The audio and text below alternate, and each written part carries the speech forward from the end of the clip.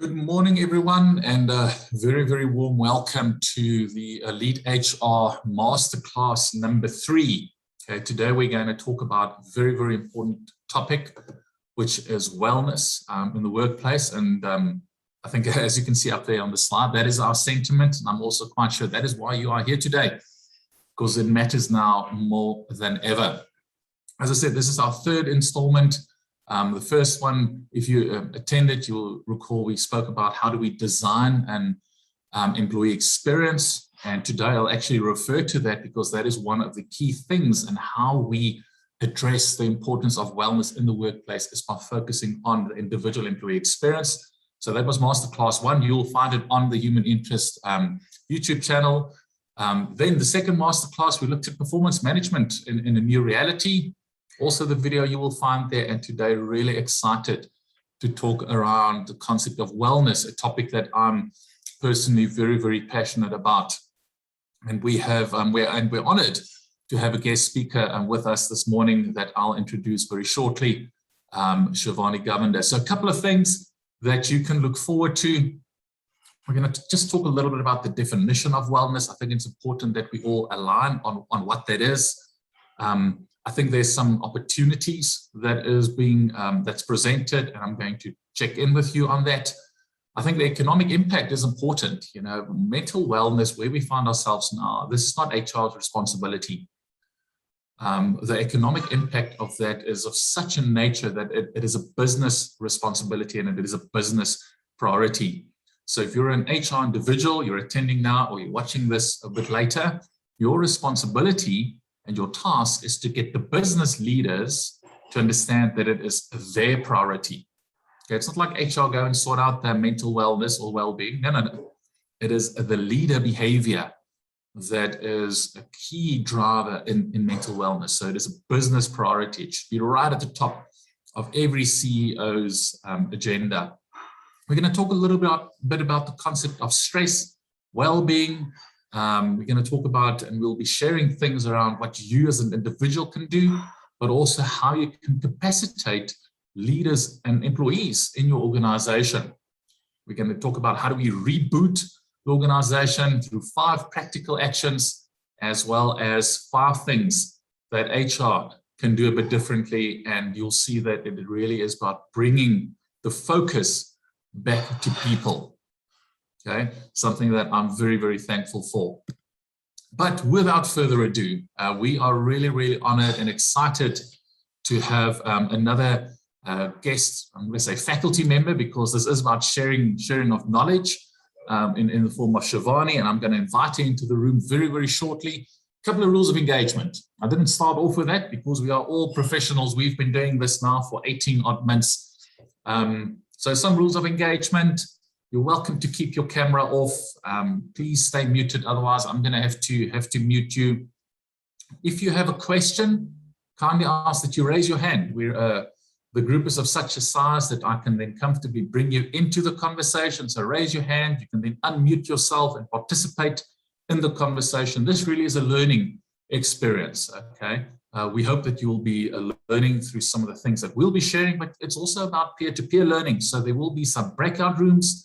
We're going to engage with some of the colleagues and fellow HR professionals on the call. Make use of the chat functionality, okay? And to make sure that we all know how to use the chat functionality, that is the first thing that I'm going to ask. So Friday morning, Friday the 13th, okay? Let's do this. So in the chat functionality, I want you to just fire away, where do you find yourself from a location perspective? Joburg, etc. Plus, don't do fastest finger first yet. Okay. Plus, seeing that it is Friday the 13th, let's go with, what is the scariest movie you've ever watched? Okay, scariest movie you've ever watched. So I want everyone to participate here. Where do you find yourself? And what is the scariest movie you have ever watched? Let's fire away in the chat, and then we're going to bring Shivani into the conversation.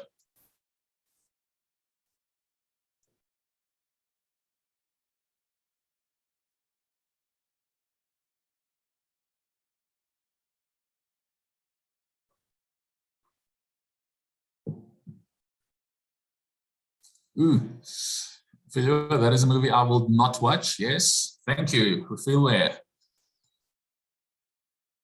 From Joburg.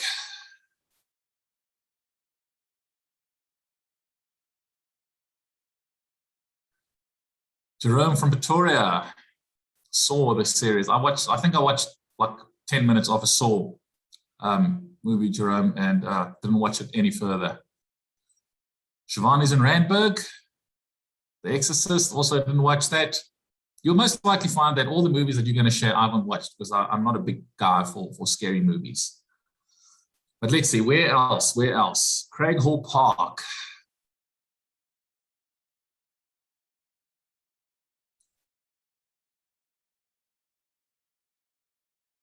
Joburg, The Nun, The Conjuring. Okay, sequels are just bad. You know, sometimes I just need to stop at the first one, eh? Another Saw.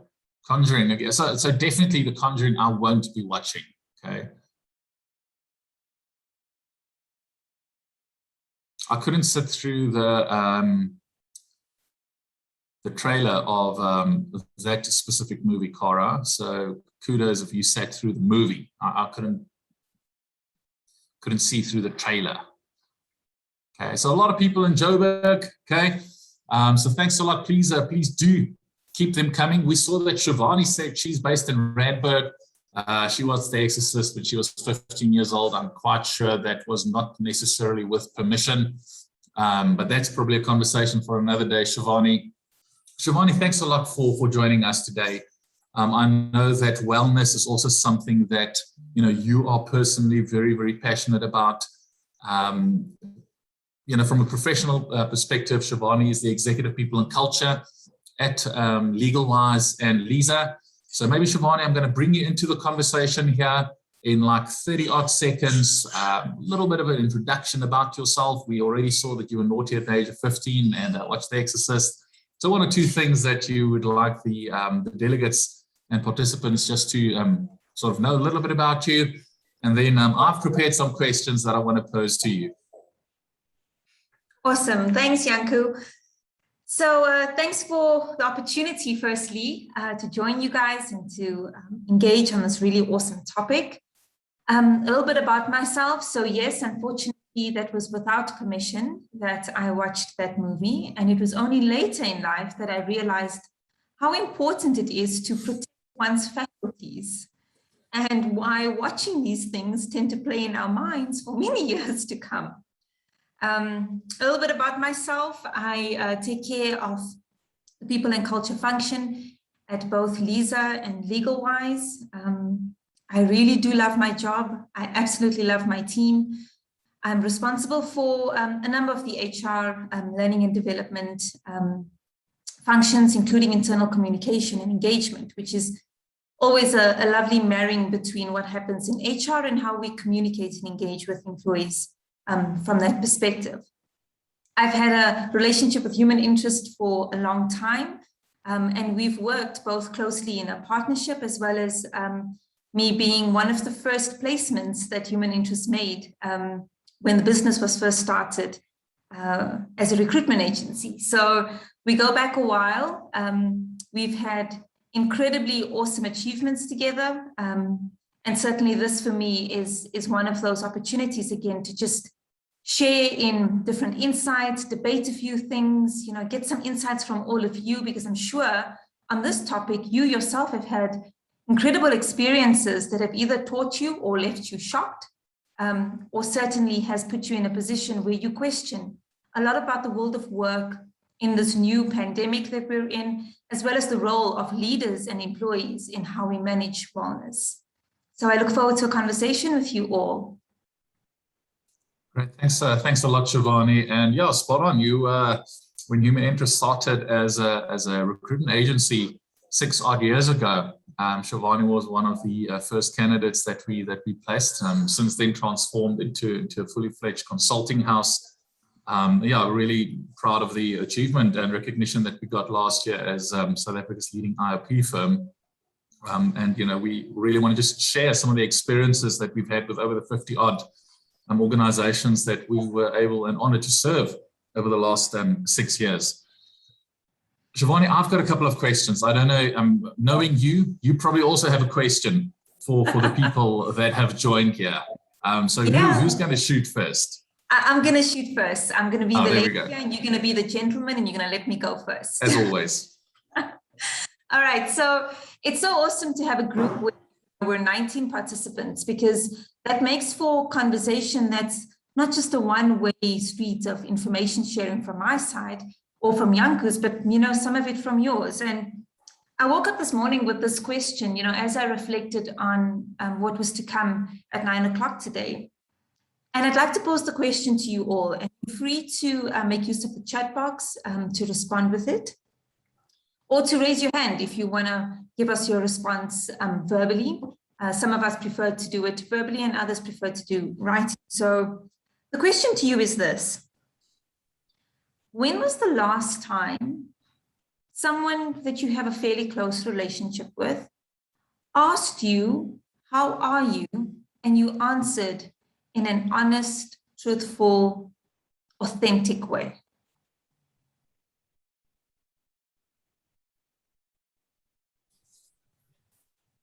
Lovely, Cara. I'm glad that you answered in an honest, authentic way of really how you felt at that point.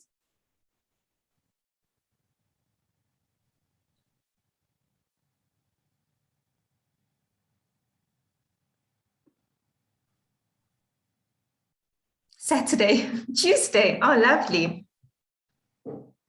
Janku, as they respond, can you recall the last time you actually answered with a real honest answer? I think where we find ourselves now, and I'm giving not a straight answer, which is not what you're looking for, there's a varying degrees of honesty, which I think is a big part of the challenge. That's that's why we having this conversation. I'm just looking at what Yanela said, I can't remember, over a week ago. And I think that says a lot about the culture that you find yourself in. But let me stop there. When was the last time?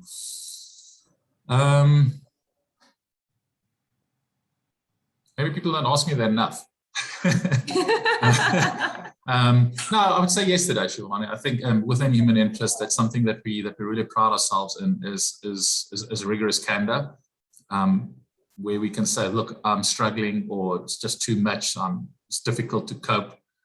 So I would probably say about yesterday. We have daily conversations around it, but I think very often, that's very intentionally created. If you haven't intentionally created something like that, it's very much, I'm fine, I'm okay, yeah, I'm coping, I'm dealing with it, and then we leave it there. Yes. And because we probably feel that, it's not my place to really dig here. I don't have that relationship.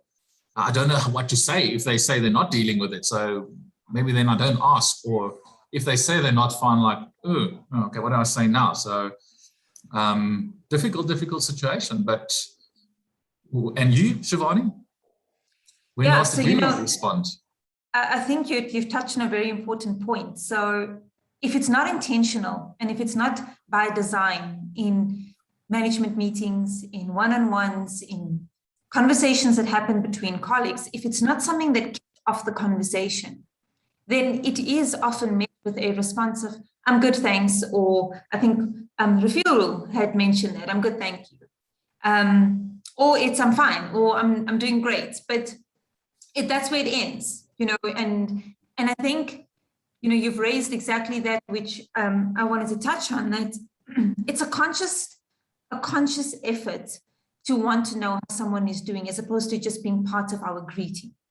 And I think to a large extent, our interactions of late, especially on Zoom calls and working remotely, is people greet each other and they go immediately into the agenda, immediately into what the purpose of the meeting is, or what needs to be discussed or decided on, without that establishing of rapport, establishing of a human connection. You may be the only person outside of the individual's family that they speak to on that day. You may be the only interaction that they have with a colleague. And I think it starts with something as small as that, in establishing a practice, a ritual, being intentional, being conscious about really getting people to connect with where they're at this moment. Because we know people arrive into a meeting only when their voice is really heard. And how often have we had conversations or meetings? Sometimes half the group of people don't even say a word, don't even contribute. So I think all these aspects, tie in very well into our conversation about wellness, and being present and being mindful and being in the moment and being able to contribute and participate in a conversation, in a discussion, in a meeting. I love what you say there, Shivani. It's really about how do we intentionally and by design create that space. So and I've said that, and I've been fortunate to present in many conferences now this year, where if you're a manager, if you're a leader, and you haven't intentionally changed your practices or you're not doing things differently, you should not be in a managerial position. Okay, you don't deserve it. Simple as that. And I think sort of what you said there around creating that space is, I think, a very good intro to that first question that I'd like to pose to you. There's obviously this increased focus. We are zooming in. It really has been a catalyst to get people to really think about the concept of wellness. So given that increased focus on wellness, okay, what do you think companies are missing? Okay, what are they missing in just your thoughts on their approach to managing employee wellness? And what do you want to see more of, Rob? Yeah, excellent question, Janko.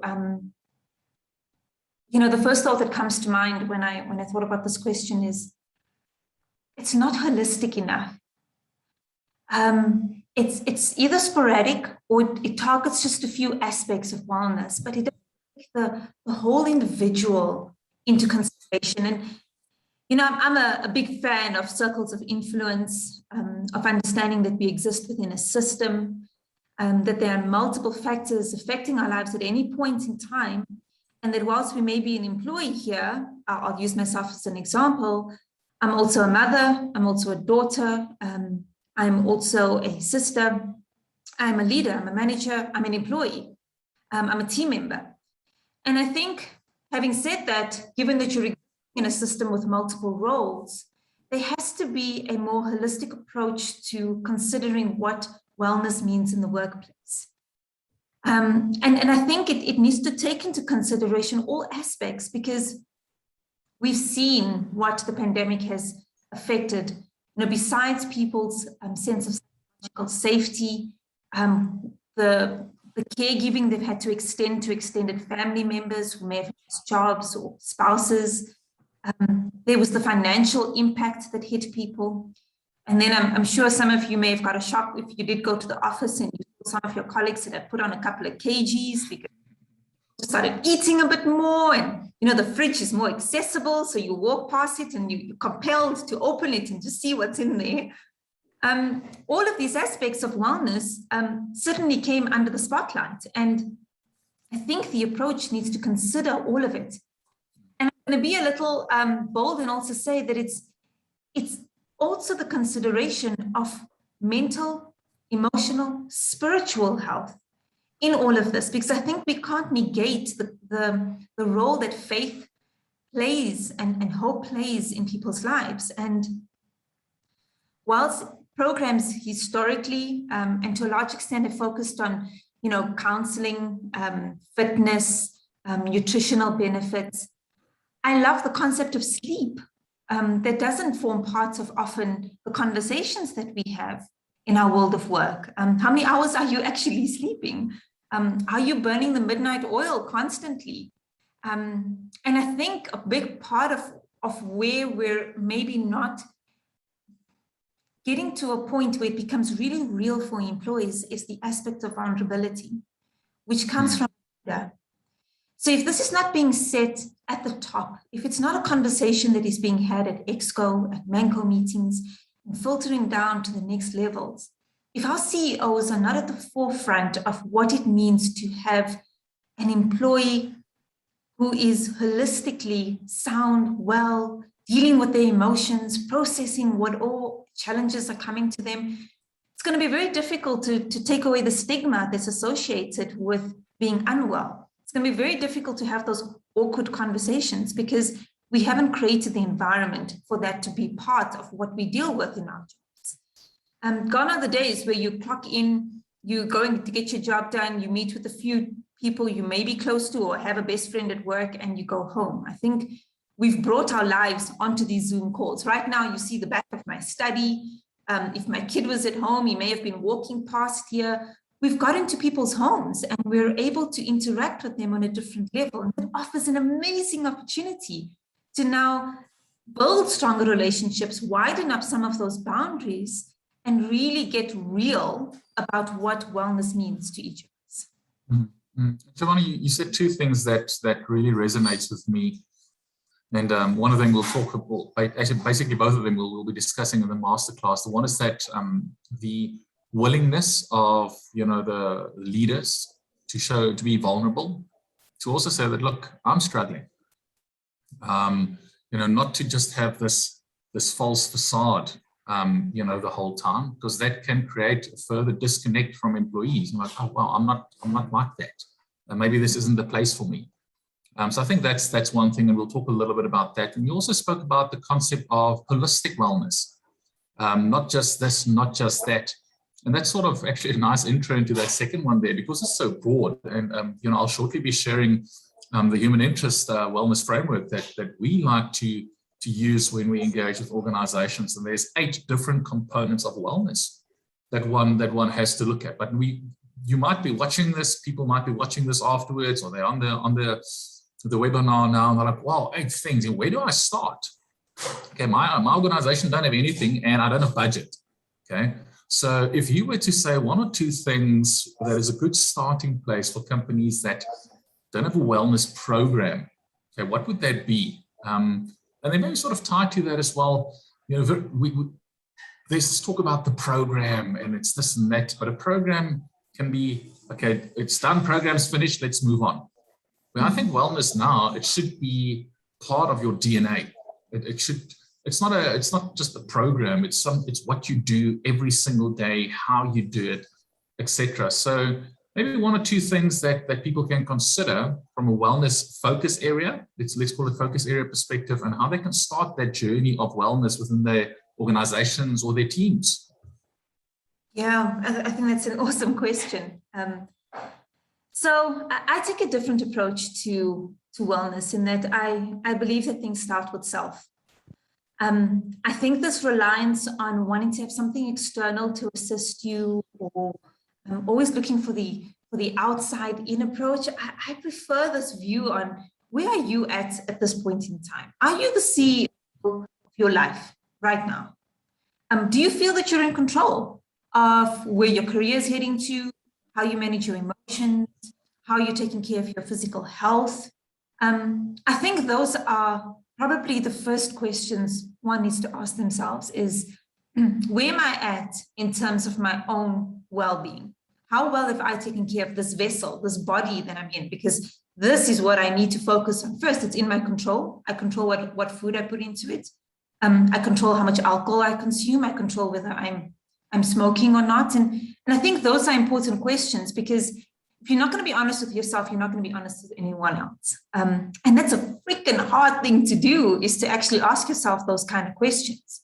And then I would move the conversation, to a more broader sense. And I'm still a firm believer that the closest relationship we have in the world of work, besides with our peers, is the one we have with our manager. And if our managers and leaders are not at a point where they're leading themselves, where they're in a place of good health, of feeling like their cup is more full than it is empty, that there's a more optimistic, positive world out there, and that we've got amazing goals and achievements to reach, then unfortunately, it trickles down into the team. And that's where you see this unrest and the anxiety and the feeling of overwhelming and I've got too much to do, filter into. So I would focus any organization on 2 aspects first. A reflection of self, which all employees, right from CEO downwards, could go through.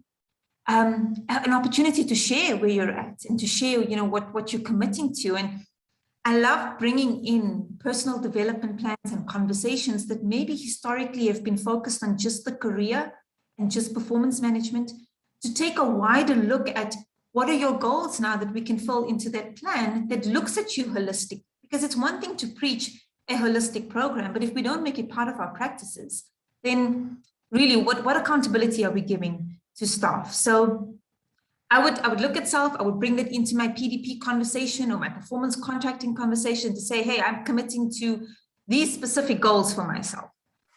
And then I would look and focus on the relationship between manager and employee and really invest in how resilient, adaptable, coping we are at that level, because we're expecting our leaders to lead.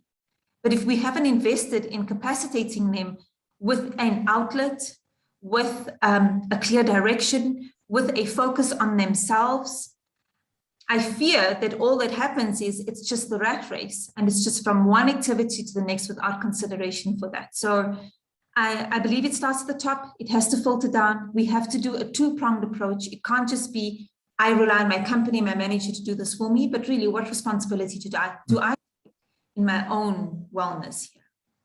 I love that. Love that. And as you rightfully said, and that's almost like the third question that I wanted to pose to you is, now as HR professionals, we put in all this effort, we create these frameworks and these platforms and opportunities, etc. And we want people to sort of engage with that. So I want to get your thoughts on that. So I fully support your view, Shivani, that, look in the mirror first. Okay? It has to start with yourself. And we're actually going to do a little self-assessment very shortly based on our framework. So everyone on the call, you're going to do a quick little survey where you're at. So get a pen and paper handy. We're going to get to that shortly. Because as you say, you need to look after yourself first. And then you speak about the relationship with a manager. And we're going to talk a little bit about that also later on, because that is absolutely, absolutely critical. So with that said, it is not just me sitting back and waiting for the company to say, here, Janku, do this, do that. We've arranged that. We've arranged this. That also has to happen. Okay. So you want to create a space where people make use and they make use of those outlets that you've created. So how would you encourage that? And also then, based on what you said now, starting with the self, is how do you create that awareness that, hey, leader, Mr. CEO, CFO, CHRO, CPO, CTO, CIO, whatever C, look, start with yourself, be a bit vulnerable. How do you shift leaders to be vulnerable, and how do you get people to engage with the framework that HR then could potentially put in place? So I believe in dialogue and I believe in conversation. And I think that it starts there. It starts with, in your own role, in your own team, at whatever level you're at, to start bringing up these topics, start talking about them. If they're not spoken about, then they're often missed. So I think any one of you in your various roles could already, from your own perspective, start influencing some of the conversations about this in your own team meetings. I think if we have any individuals who have access to senior leaders who are able to influence there, I think it starts exactly in that regard, a one-on-one with whoever your senior leaders are around maybe just a check-in with them. Because what you want to lead with is, an experiential learning process. Excuse me. So when was the last time someone checked in with their leader about how they're doing, how they've been navigating this pandemic, how have they been looking at the challenges that the business faces? Because that already brings the person into the conversation. It shows them that there's a level of compassion and consideration for who I am.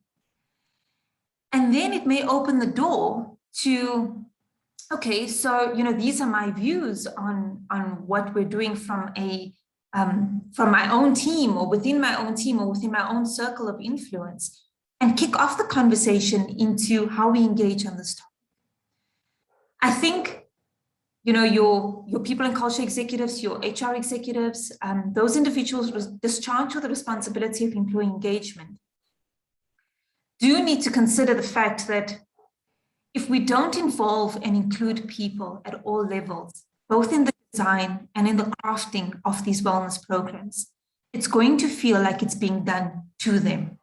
Like this is just another thing that I now need to either comply with or participate in. But the minute people feel that they've contributed their piece to something, and a wellness program is one of those awesome platforms to get more synergy across occupational levels, because it's not like strategy development. It's not like something that needs to consider financial statements and so on. It's people. We're people. We're all people who have had amazing life experiences that we bring to the party. And it's amazing how when you get that momentum going at that level where someone feels that I'm heard, my voice is heard, and I get to participate in creating something, in contributing to something much bigger than myself, how that in itself already creates the impetus needed for participation and implementation comes along. So I do believe involvement across occupational levels, and it is more difficult because you've got to reach people across different groups. Your committee may be a bit bigger, but in the long run, when it's time to implement something like a program, you've already got the gravitas of people behind you who in their own right are able to influence at their levels, in their circles, in their communities, in their groups, their little cliques that they work with, to get something like this going, where we take away the stigma, we take away this awkwardness around employee wellness, mental health, physical health, emotional well-being. So I think it's very much a program by the people for the people, if I can say that. Mm-hmm. At LegalWise, it was the one area that I was very grateful to have found. And funny enough, just a quick story on this, how it started was employees felt the need to contribute to other employees when they lost a family member. So in certain cultures, you know, in a community, if there's a passing away of a close family member, the community will contribute a certain amount of money towards the funeral expenses and towards the family. How this program was started, it started where people just cared. They just wanted to contribute towards the financial loss that one is experiencing when losing a family member, so that there is some form of money that's given to the family. And that grew from now people contributing just when there's a loss to when there's a birth of a child. And then it became, okay, so let's now focus on, you know, how do we build someone up who's going through a divorce? And through that, our amazing Impilo program was created by individuals in the business. And all we've done in our business, all I've done in my leadership role is I've just plugged in all the employee engagement stuff in there, because I've already got individuals who are passionate about caring, passionate about being empathetic to individuals, passionate about wanting to have a family-orientated environment. And so our Impilo program is now a formalized, established program, started by employees at various levels, but is now encompassing all of our employee assistance program, financial wellness programs, anything to do with significant days that we celebrate, like Women's Month or CSI initiatives. All of that sits in this program because you've got individuals passionate about what they want to do. So I think, as you know, to sum up this, look at what you have and don't start from scratch, because there may be certain things that already exist in an organization that you can just expedite, you can just build on, because you've already got the assets sitting there that you to maybe focus or formalize a bit better. Love that, Siobhan. And I think, you know, that's also one of the ways in which we found to really kickstart that is to tap into the internal empathy and internal drive. You know, that's a way in which you treat depression, is by giving back. Okay, it's actually a therapeutic measure. And I want to commend you and LegalWise on the work that you are doing through the Impilo program. And also another thing that you said that I think, you know, flips it a bit, is you actually flipped it in terms of, okay, you Mr. and Mrs. Employee, when last did you ask your manager how they are doing, how they are navigating, how they are feeling, how they are coping? I think it is always just so easy to say that, oh, I'm an employee, my manager's not asking me how I'm doing, HR's not doing anything for me. Okay, but what are you doing? Okay. Are you just a leaf on a river being swept in the current? Or are you taking ownership of your life, taking ownership of your career? So I want to encourage and challenge you to approach your manager, ask them how they are doing. They are faced with things that no tertiary education or anything could prepare them for, and they now need to lead amidst a storm, and people are looking towards them. And yes, they are there. They need to show that, but you can also show some upward empathy. And that sort of also, brings me to that fourth question, Shivani. We've got one more after that. There's yes, workload and working hours has increased. I think there's been sufficient studies over the last 18 odd months to show that, between an hour, 2 hours per day, it has increased. We're stationary, and look, today is not about meeting etiquette, etc. We can engage on that offline, and there's certain practical things that one can do to assist and support from a mental wellness perspective. But really, it's this balance that has to be achieved between boredom and burnout. Okay, this is sort of a tightrope that you need to walk. We don't want to work too much. You don't want to work too little. People are working from home. They're working in the office. How can companies support them? Very practically, maybe one or two practical things that you can share. And also want to get your thoughts on this whole concept of stress, this concept of burnout. We're going to talk about it very shortly. Because I think it could, in my opinion, and I might be a bit provocative here, I'm happy to put myself out there for that, but I think it is also relative. I think if we are discussing workload in 2021 and we're comparing it with workload in 2000, with workload in 1980, people in 2000 and 1980 will say, well, you guys are having a holiday all the time. Normal working hours for me in 1980 was 10 hours a day. Now, all of a sudden, if someone has to work 10 hours a day once a month, they're like, oh, I've got the worst employer in the world. They had me working 10 hours. Oh my goodness, I'm suffering from burnout. I'm just too stressed. Okay. My experience is that sometimes there's this alignment that needs to happen. And I think it's industry related. I think it's personality related. I think geography as well. What is working in China and what is stress in China is definitely not the same as stress in South Africa. I mean, there they stress if they don't work 10 hours a day, okay? Because that is their culture. So how do we balance that relativity between what is actually stress? I mean, the fact that if you work 6 hours a day and you now need to work 8 hours, that is not burnout. That is not, okay? If you need to put in the hard yards once a week, I mean, you should be putting in the hard yards 5 days a week. I want to get your thoughts on that. Mm-hmm.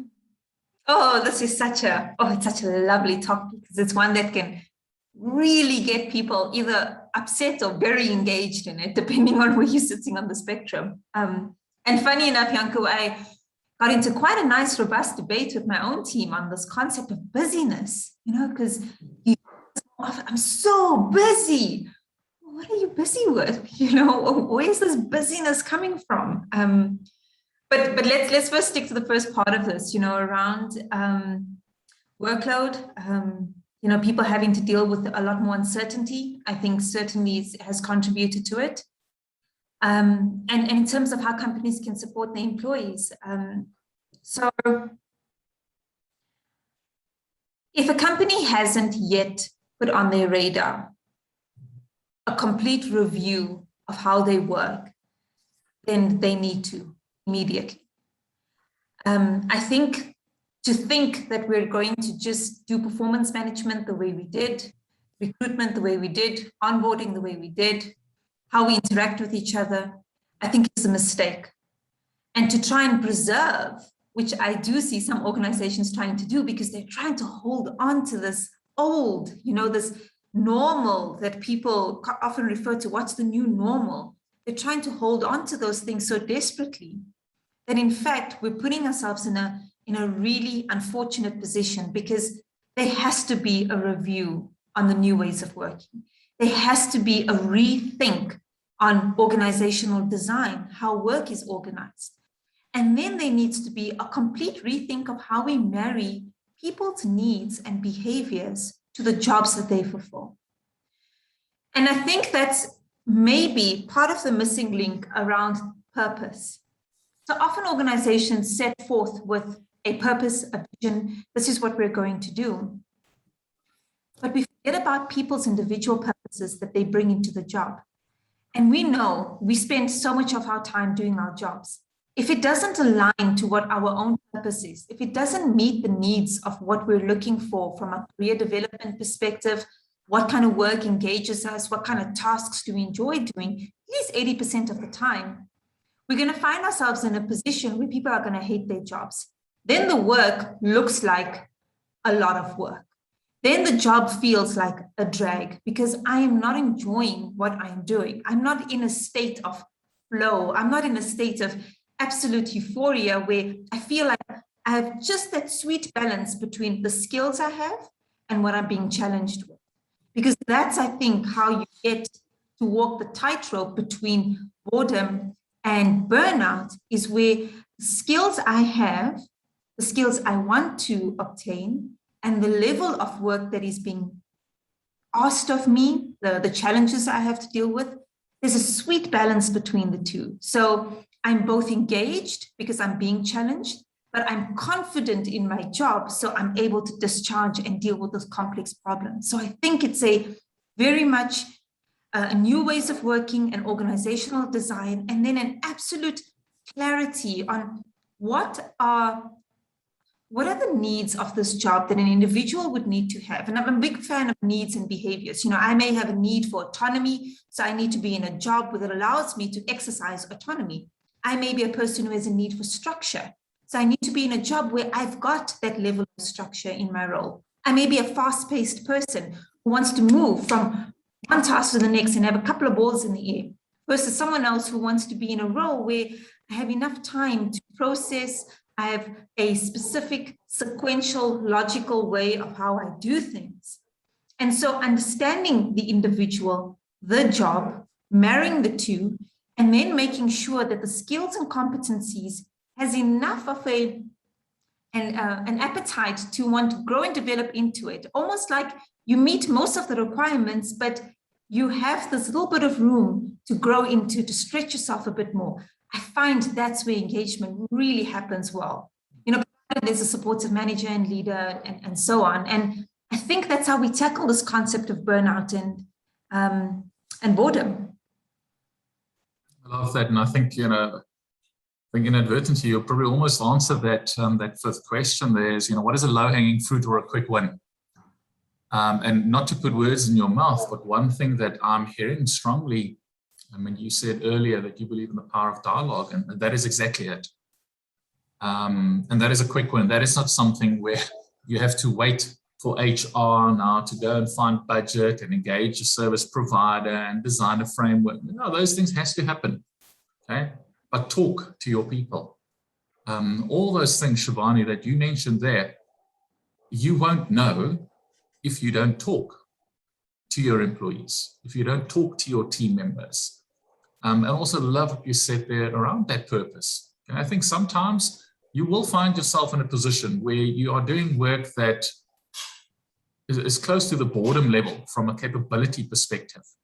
But if you understand the higher purpose as to why you are doing it, okay, it will make it a lot more palatable. And you will sit and copy and paste from one format to the other, which we're busy with a project like that now, where it's 21 leaders that we're taking through a journey, and we've got 8 coaches sitting with them next week, and it was multi-rater assessments, it's writing all the reports.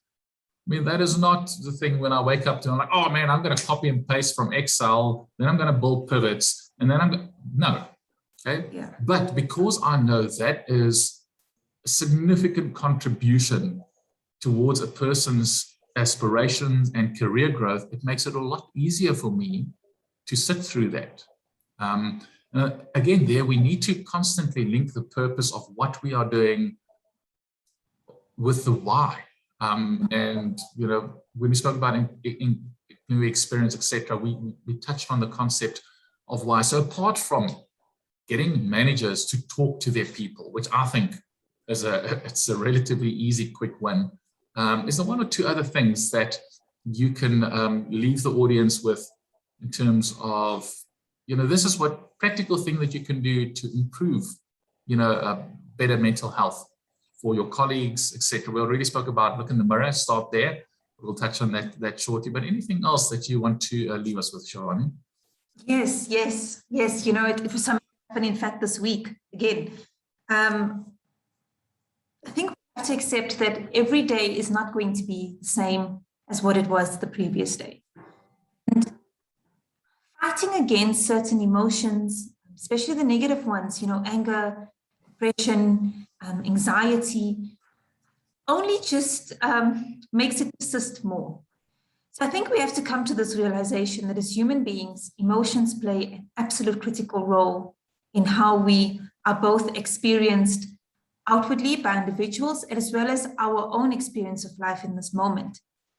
And rather allow for the time to go through those emotions and process them, as opposed to just trying to put up a front that you're always in a good space.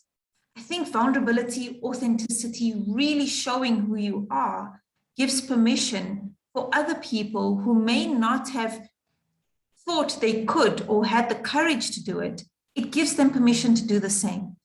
And the amazing thing happens when two people are able to connect on that kind of level is there's an immediate release, an immediate, almost like if you acknowledge it and you know it's there, it no longer hampers you to the point that it was when you were resisting. So I think this notion of having more care for each other, more empathy for what people are dealing with, doesn't mean that you're going soft on performance, doesn't mean that we're going to run our business into the ground. All we're doing is we're acknowledging the individual, that this person comes into the work environment, whether online or in the workplace, with a whole host of thoughts, feelings, emotions, experiences. Let's acknowledge it. Let's acknowledge that as human beings, this is who we are. And once that happens, once you've established that rapport, once you've got that feeling of safety, who knows what the conversations could then lead to in terms of production, in terms of how we deliver or challenge problems. We know that the brain needs to feel that in order for the brain to start thinking creatively, in order for the brain to consider complexity. It needs to first feel like it's been acknowledged, that the person has been acknowledged, and that you've worked through whatever that emotion is.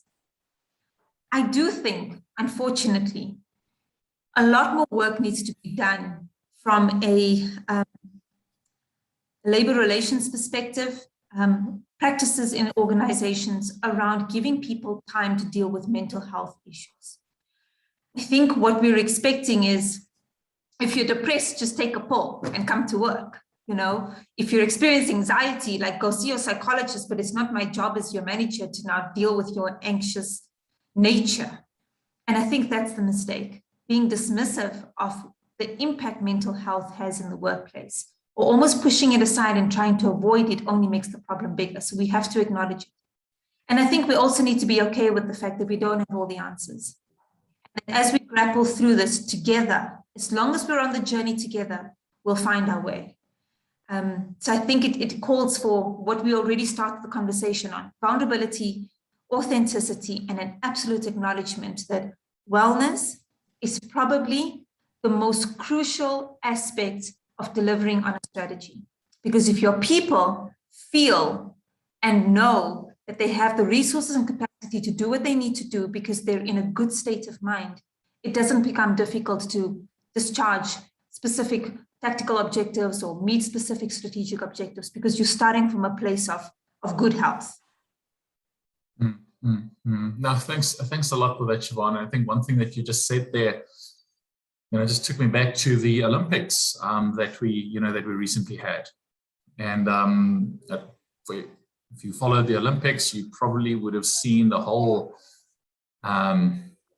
hoo-ha that was made around Simone Biles from the United States.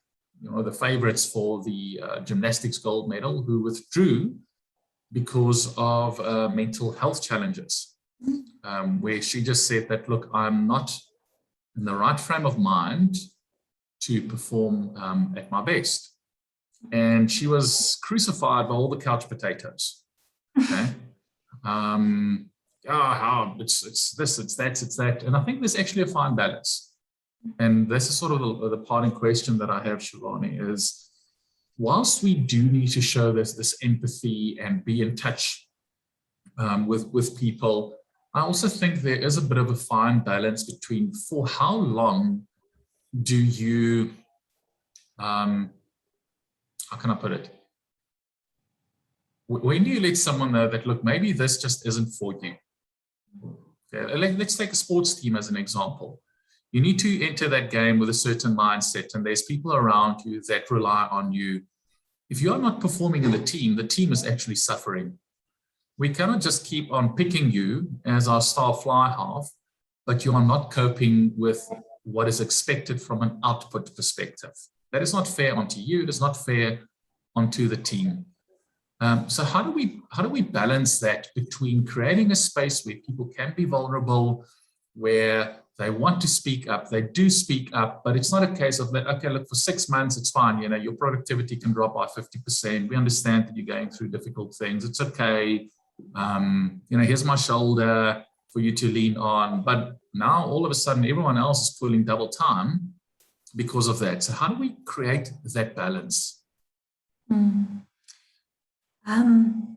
So as much as I've had the awesome opportunity of recruiting people, I've also had to exit people from certain organizations. And my stance has always been this: you're doing no one any good, let alone yourself and your family, if you continue to be in an environment where you feel miserable, where you feel that it is an absolute slog to come to work every day or to discharge your responsibilities. And so I believe in an and approach. As much as you support and, you know, give care and empathy and compassion to an individual, as a manager or leader or a person discharged with the responsibility of assisting this individual, you also have to adopt an and approach about what's next for you. Because what that does is it creates, or at least offers the person an opportunity to consider other options. Because sometimes that's the best thing that we can do for the individual, for the team, and for the business, is that the journey continues, but it doesn't continue here necessarily. And I think that comes with self-awareness, comes with a high level of EQ, and a lot of it is to do with trust, that when you're actually asking those questions, that you've built your relationship on trust, that as a manager or leader, I can ask you those questions and you can be honest about it. And sometimes you've got to move the person into a different role, or you may need to assist that person in getting a skill set that's going to get them another position outside of the organization that's going to really meet their need at that point. So I think it's always an and approach. It can't just be, I'm going to support you and give you this little soft land. Here, we have to consider the impact it's having on the team, on clients that this person may be servicing, and on the business overall. Because we all know, and maybe some of you have had this experience, where there's one or two individuals in your team that you almost know are going to complain. They're gonna moan about something. They're either always going to be sick, or there's always going to be some drama happening in their lives. And as a team, sometimes when you're faced with having to deal with something that you have to pull together as a team for delivery, it can be quite disheartening if you always feel that you're pulling dead weight, that you're always dragging someone along this journey with you. And I think to move towards something that Human Interest, shared with me before around elite teams, you need to have people firing in all of their cylinders. And you need to have people understanding that there's a mindset here that you adopt. There's expectations that when you come into the team, this is what we're going to expect you to give, and this is what you're going to get. So clear expectations. I think depending on what the mental health illness is or issue is, and I've dealt with addiction, I've dealt with a bipolar diagnosis, a chronic depression diagnosis, anxiety, depending on that and having a good understanding of what that mental illness is at and where the person is at from a treatment perspective, there has to be a timeline put in place of, if we don't see improvement at this point, we have to consider other options. Not only does it give certainty to the individual and gives you a sense of comfort that, it is an approach, but you're also able to communicate to the team that this is not something that's going to go on forever. And I think people need that, especially your high-performing individuals who want to run, who want to do things. I think as a leader, you have to take all of those components into consideration when you're having to navigate mental health. Love that, Shivani. Love that, the whole concept of the end. And I think that's absolutely critical. And I think it comes down to, I'm going to borrow the words of your CEO, the courage of conviction, to then make that call based on the best interest of the organization, the team, and ultimately the individual. Shivani, from my side, thanks a lot for your time. I've sort of, as you spoke through, I've flipped through to sort of the first slide that we're going to discuss in terms of this. And I want to just point, people's attention here to the actual definition of the concept of wellness. Okay, it's about thriving. It is not just the absence of disease. I mean, we will very often say, no, I'm fine. It's because I don't suffer from anything. But are you really fine? Are you really thriving? Okay, and that's what we will be exploring during the rest of the masterclass. So I want to encourage you all, connect with Shivani on LinkedIn. If you've got any further questions for her, send her a note. She is someone that loves to give back, loves to play back, and she shared so much wisdom in this 1 hour. So Shivani, thanks very, very much again for availing yourself. I know that you are very busy. 2 big organizations that you look after, a big team that you lead with, with clarity and passion and purpose, and still making time to give back to the community. So thank you very much for your time. You're welcome to stay on. We have a lot that we want to get to. So let's just all give Shivani a nice little emoticon applause. Oh, thanks you. Shivani. Thanks, Janku. All the best, guys. Enjoy the session. Great stuff. So that was Shivani Govender, Executive People and Culture at LegalWise, and Lisa. Please do connect with her. Give her a shout out on LinkedIn. Thank her for everything that she has that she shared. And that sort of leads us into the masterclass that we will be going into. We'll take a comfort break in about 30 odd minutes. A couple of things that that we want to position. I just also want to monitor the chat here. Just lots of thanks coming through. And I want to start off with really looking at what is wellness? To me, and this is our definition as well, it is the concept of thriving. And it is about those healthy habits on a daily basis. It is not just about the program. And if you reflect on what Shivani has said, you would have noticed that it isn't about outsourcing and creating telephone numbers to psychologists. It's about dialogue. It's about keeping it internal. It's about supporting each other. It's about engaging with each other on a holistic basis. Okay, not just physical. That is one of the components. So we at Human Interest, we believe in the concept of holistic wellness. Okay. And when we look at the concept of wellness, we believe there are 8 things that you need to concern yourself with. Now, if you do concern yourself with all 8 of these, I mean, there's so many benefits that, research, not just the last 2 odd years, but before that has found. We look at reduced absenteeism, reduced presenteeism, increased productivity.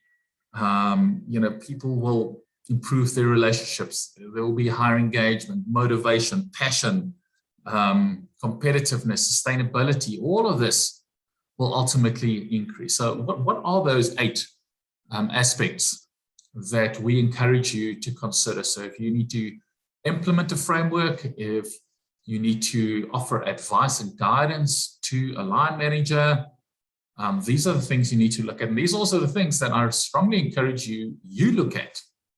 Okay. If you set goals for yourself, okay, once a year, every day, whatever the case might be, have you set goals across all these areas of wellness? If not, you should. That is what is required for you to live a full life. So are you concerned with your intellectual wellness, okay, with your creativity, your goal setting, critical thinking, personal growth, how we manage time. Are you concerned with environmental wellness, the contribution that you or your organization make? Okay. Financial wellness, short-term, long-term, planning, savings. Okay. Physical wellness. Shivani gave a good example there of what we've seen, and what she shared there is what we hear some of our clients say. Got to love, like, wow. Okay, Zoom is hiding certain things. We saw some people start with good habits, and some people start with bad habits, and that's still continuing because we are working in a probably remote first type of environment now and into the foreseeable future. Okay? So do you have self-motivation, self-care, commitment, focus? Do you rest? I mean, that's something that Shivani also said, is do you concern yourself with sleep? Do you talk about sleep? Okay? What are your practices with regards to that? We're going to get to that. Occupational wellness, your job satisfaction, work choices, boundaries, emotional wellness, critical importance, stress management, okay, resilience, adaptability. Those are two of the key things, and I'll talk to that a little bit later. The two most important skills that any employee need in today's day and age is resilience and adaptability. And what are you doing to capacitate people to increase that? Because both those can be learned. You can increase your level of proficiency, you can become more resilient, you can become more adaptable. It is not something that you are born with. Okay? Your relational wellness, absolutely important. Okay? Sense of belonging, conflict management. And then lastly, and Shivani also touched on this, is your spiritual wellness. Okay? I'm not talking here about religion. This is about spiritual wellness, the concept of purpose, hope, trust, core values. Do you concern yourself with that? Do you know where you sort of stand in relation to all of this? When last did you do a bit of a self-check? If you haven't done one, we very shortly are going to do a self-check. I'm going to put a little survey up on the screen, a couple of questions, and really want to encourage you at that point in time to look at yourself, to look in the mirror, to say, but look, where am I at currently? Honestly. Because that is what a mirror does, is it gives you, if it's not one of those circus mirrors, if it's a good mirror, it will give you a true sense of where you are at from your own wellness perspective. And if you're in charge, if you're a custodian of wellness in an organization, consider how you can take some of these components into whichever framework that you have. Educate managers, educate employees. Remember, change can only start with self-awareness. If you as an individual, if you're not aware of the things that you need to be concerned with, hopefully now you are. If you need to capacitate managers, let them know that, look, when you engage with the employees, this is the things that you need to ask. This is the things that you need to look out for. Because when you are engaging, okay, when you're asking someone, how are you doing? You're probably going to get, I'm fine, I'm okay. I'm dealing with it. I'm managing through it. And then most often we leave it there. But below this, that I'm fine, I'm managing through it, that is sort of just the tip of the iceberg. Below that are certain things that, I've lost my sense of optimism. I'm anxious, I'm overwhelmed, I'm lonely, I'm completely burnt out. Not sure much longer I can keep going like this. And we find ourselves in a space now where we don't know for how much longer we need to continue going like this. We don't know. There's no end in sight. And I think that's important to understand. And shortly, I'm going to talk about the concept of bounded optimism. Okay? As a leader, you cannot say, oh, it's going to be fine tomorrow, because we don't know. We cannot make that promise. I see our press now, and I hate our press, okay? Really talking about the fourth wave, already. Okay, so now are we just coming out of the third wave? I'm looking for, no, the fourth wave is coming. So you cannot tell someone, it's going to be fine tomorrow. because we don't know. But we do have an opportunity to do more than just get through it. There is a great opportunity to change the way in which we work for the better. It has accelerated work practices. Okay? We just look at why we're actually talking about this. Latest research, 75% of employees in the USA currently state that they suffer from burnout. Okay?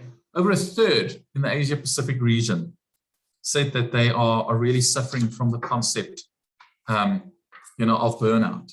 And because this uncertainty is still carrying on, we don't know for how long it's going to be, that those numbers are likely to rise.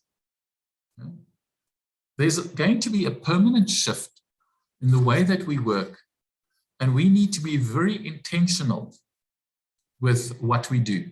But again, your mindset here is absolutely critical. And I'm going to talk a little bit later on around the concept of learned optimism. Okay, so if you're a fan of Martin Seligman like I am, you can look forward to that.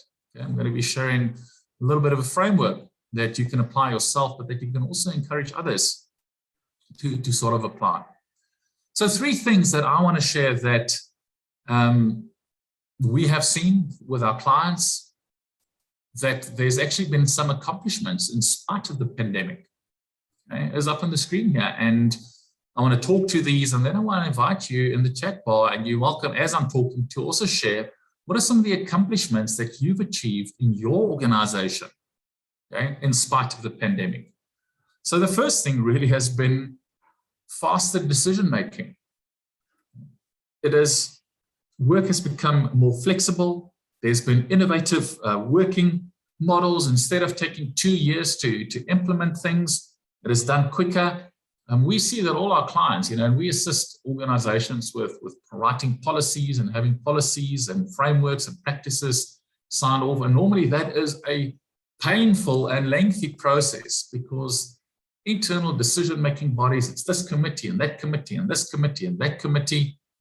And it takes you 6 months just to get something signed off. Now, all of a sudden, last year, March, 23rd of March, we had to churn out a work from home policy. And your organization had to churn out a work from home policy. You couldn't take 6 months to do it. You had a week to do it. And you did it. Okay, so faster decision making. And what Shivani has also alluded to is a great time now to think about what do we want to retain of this new way of working. There's certain things we want to retain. There's certain things that I suggest, and I'll position later on, we need to revert back to the in-person way. So Shivani spoke about new normal. I'm not going to be talking about the new normal. I refuse to talk about new normal. This is not new normal. This is the new reality. Okay, maybe in 5 years' time, by then, the new reality will be my new normal and I'll be comfortable. But we are faced with this new reality. So we have shifted to digital technologies. We are engaging now through platforms like Zoom, like Teams. Okay, they are effective to a large extent, not as effective as in person. And there's various neuropsychological reasons for that. But also, in spite of this migration to new technologies, there has been a shift into more human-centered principles. All that Shivani spoke around was the concept of dialogue. It was the concept of treating you as a whole person. Having online meetings like this forced you into people's homes. Okay? You could see, wow, didn't know you had a dog, didn't know that you're painting. I see that in the background. Is that a passion of yours? I mean, I've ran coaching sessions with senior leaders where the coaching session is with them with their 2-3-year-old on their lap, because that is now what they had to do. They had to be CEO, husband, father, teacher, mentor, all at the same time. Okay? So we had to connect on a personal level. And sometimes people had to go against their natural preferences. Okay? If you're highly introverted, things like having those conversations goes against your inclination, and now all of a sudden you need to do it via a virtual platform. Okay? It took you outside of your comfort zone. And hence I said right at the onset, if you're not doing things differently, you're a leader, you really need to question whether you should be having, that responsibility. So that's three things that we sort of saw. Quicker migration to digital technologies, embracing of technology, faster decision-making, a shift to that human-centered approach. And I want to hear from you now. What have you seen in your organization, or in your teams, or in your community, or maybe you've heard some of your friends? What are some of the things that they've accomplished and that you've accomplished that you're proud of in spite of the pandemic? Let's make use of the chat bar, the chat functionality to share some of these success stories with each other.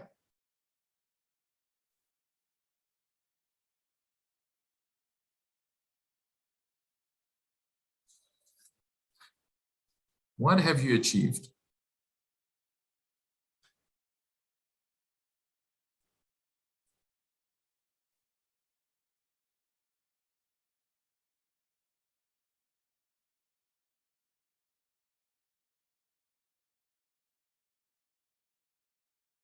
You're also welcome to raise your hand and I'll bring you into the conversation.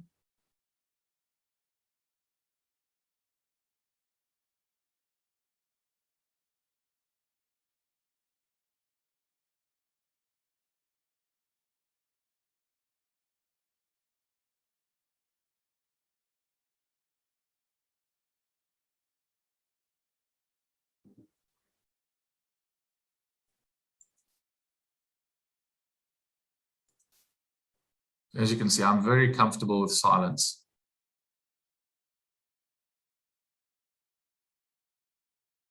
Great, thanks, Jerome.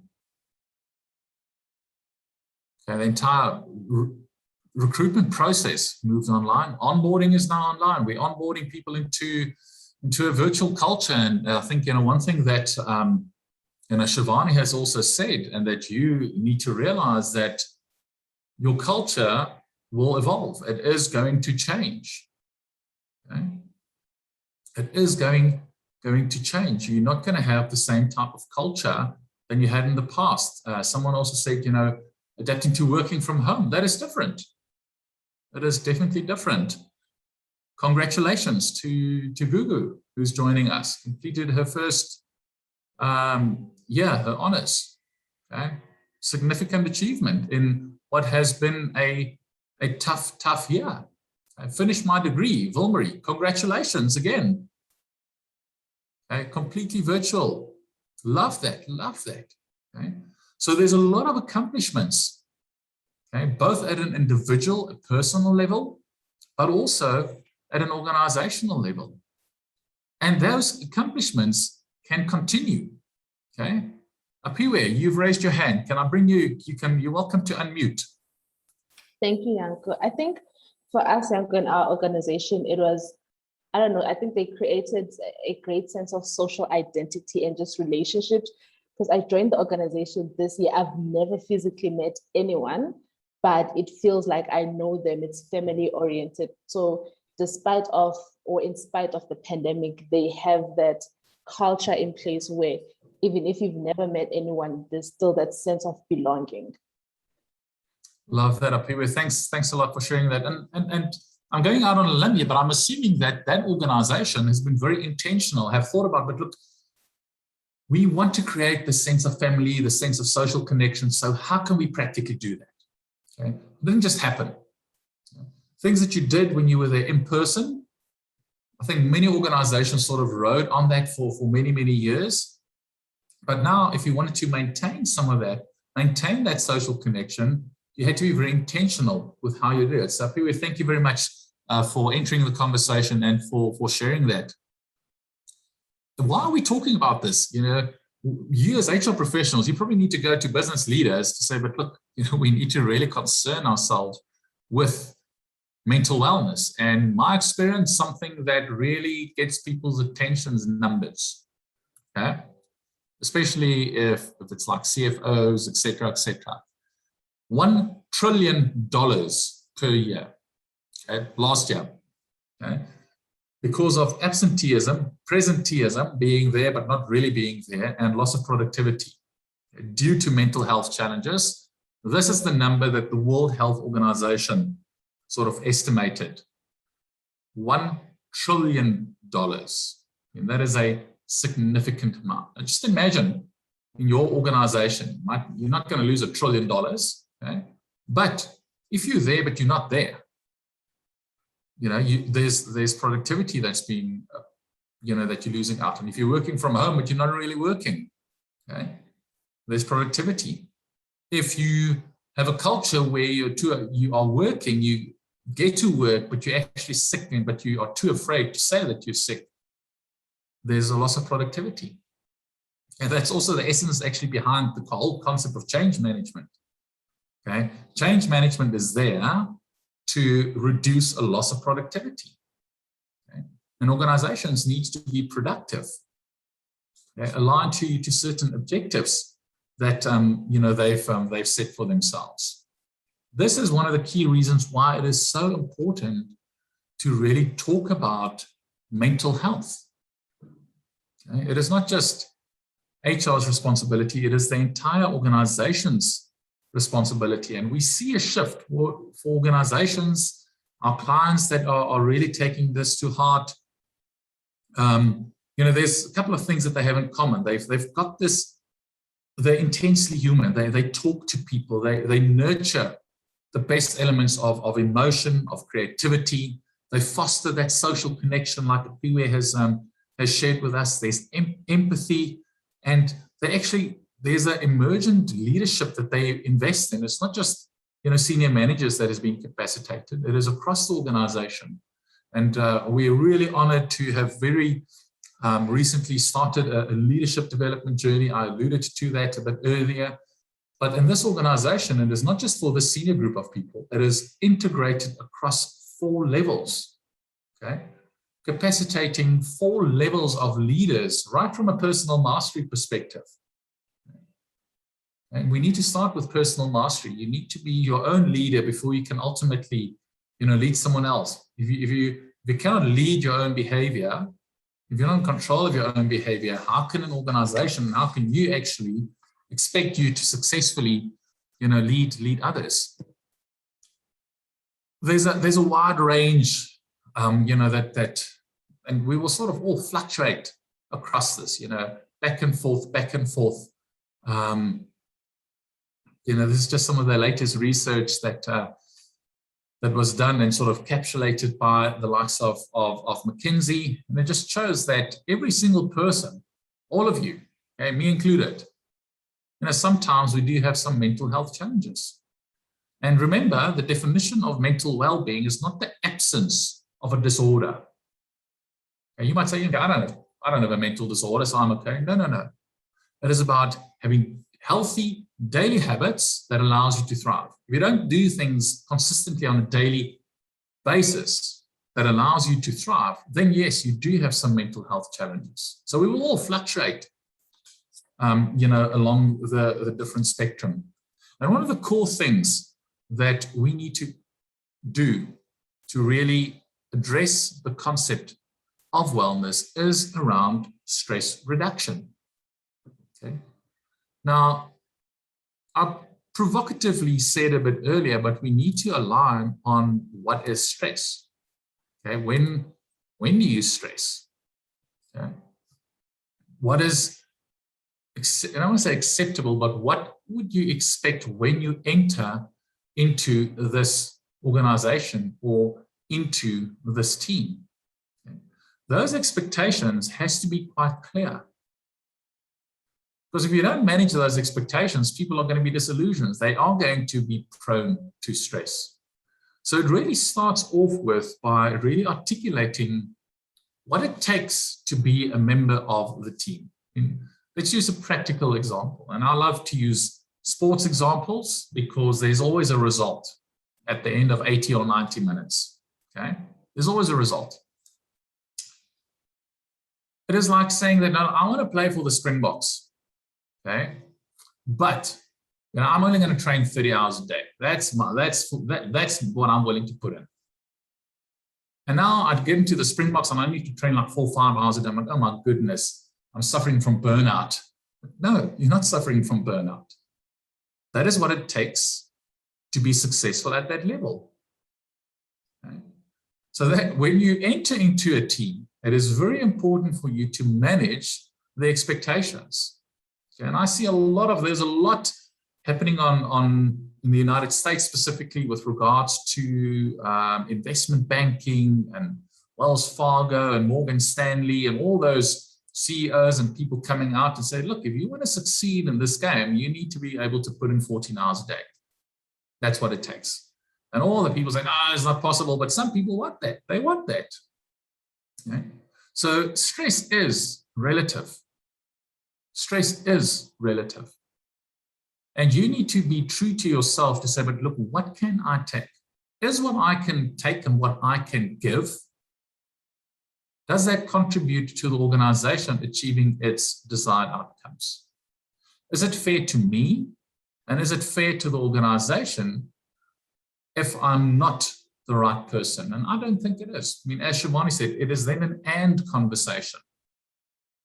Yes, in the corporate South Africa, it is not as simple as a sports team where, okay, look, you are struggling, I'm not going to pick you. That person is there. Okay? You as a manager, if you're a manager, you've probably recruited them. So when you brought them in, I mean, that's on you. Okay? That is on you then. And you need to deal with that. Okay? Key thing as well here, just to look at some of that third one there. Recent Gallup poll supports that excess stress at work causes workers to be almost 3 times more likely. So yes, stress is a big driver of that. It's common when isn't time for rest and reflection.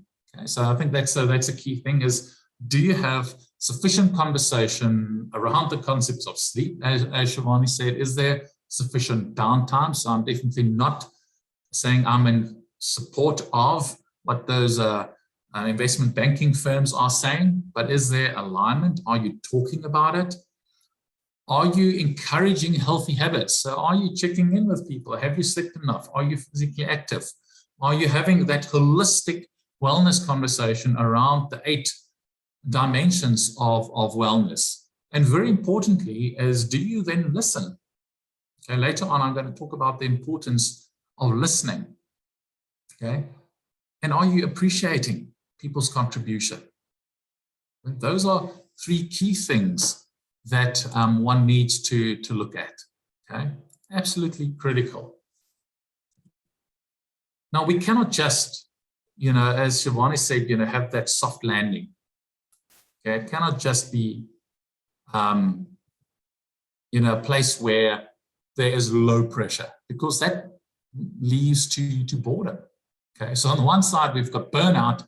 On the other side, we've got bore out. I'm going to talk about the zone of optimal performance very shortly. Before I do that, I want you just by yourself. Okay, you can get up close and personal with the screen here. Take a pen, take a piece of paper.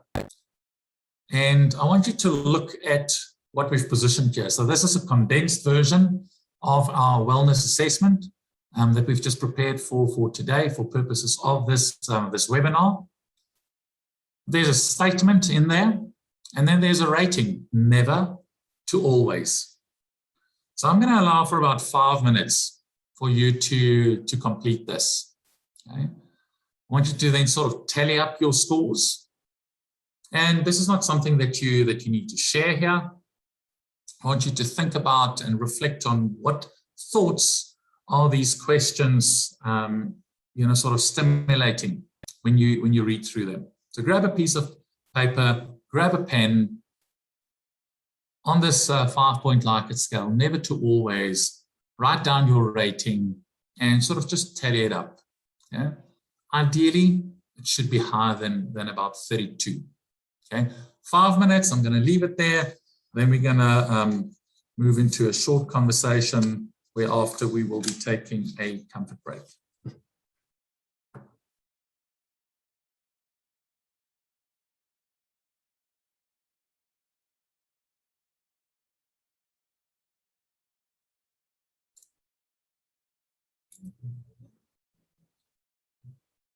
we really need to concern ourselves with aiming for that zone of optimal performance.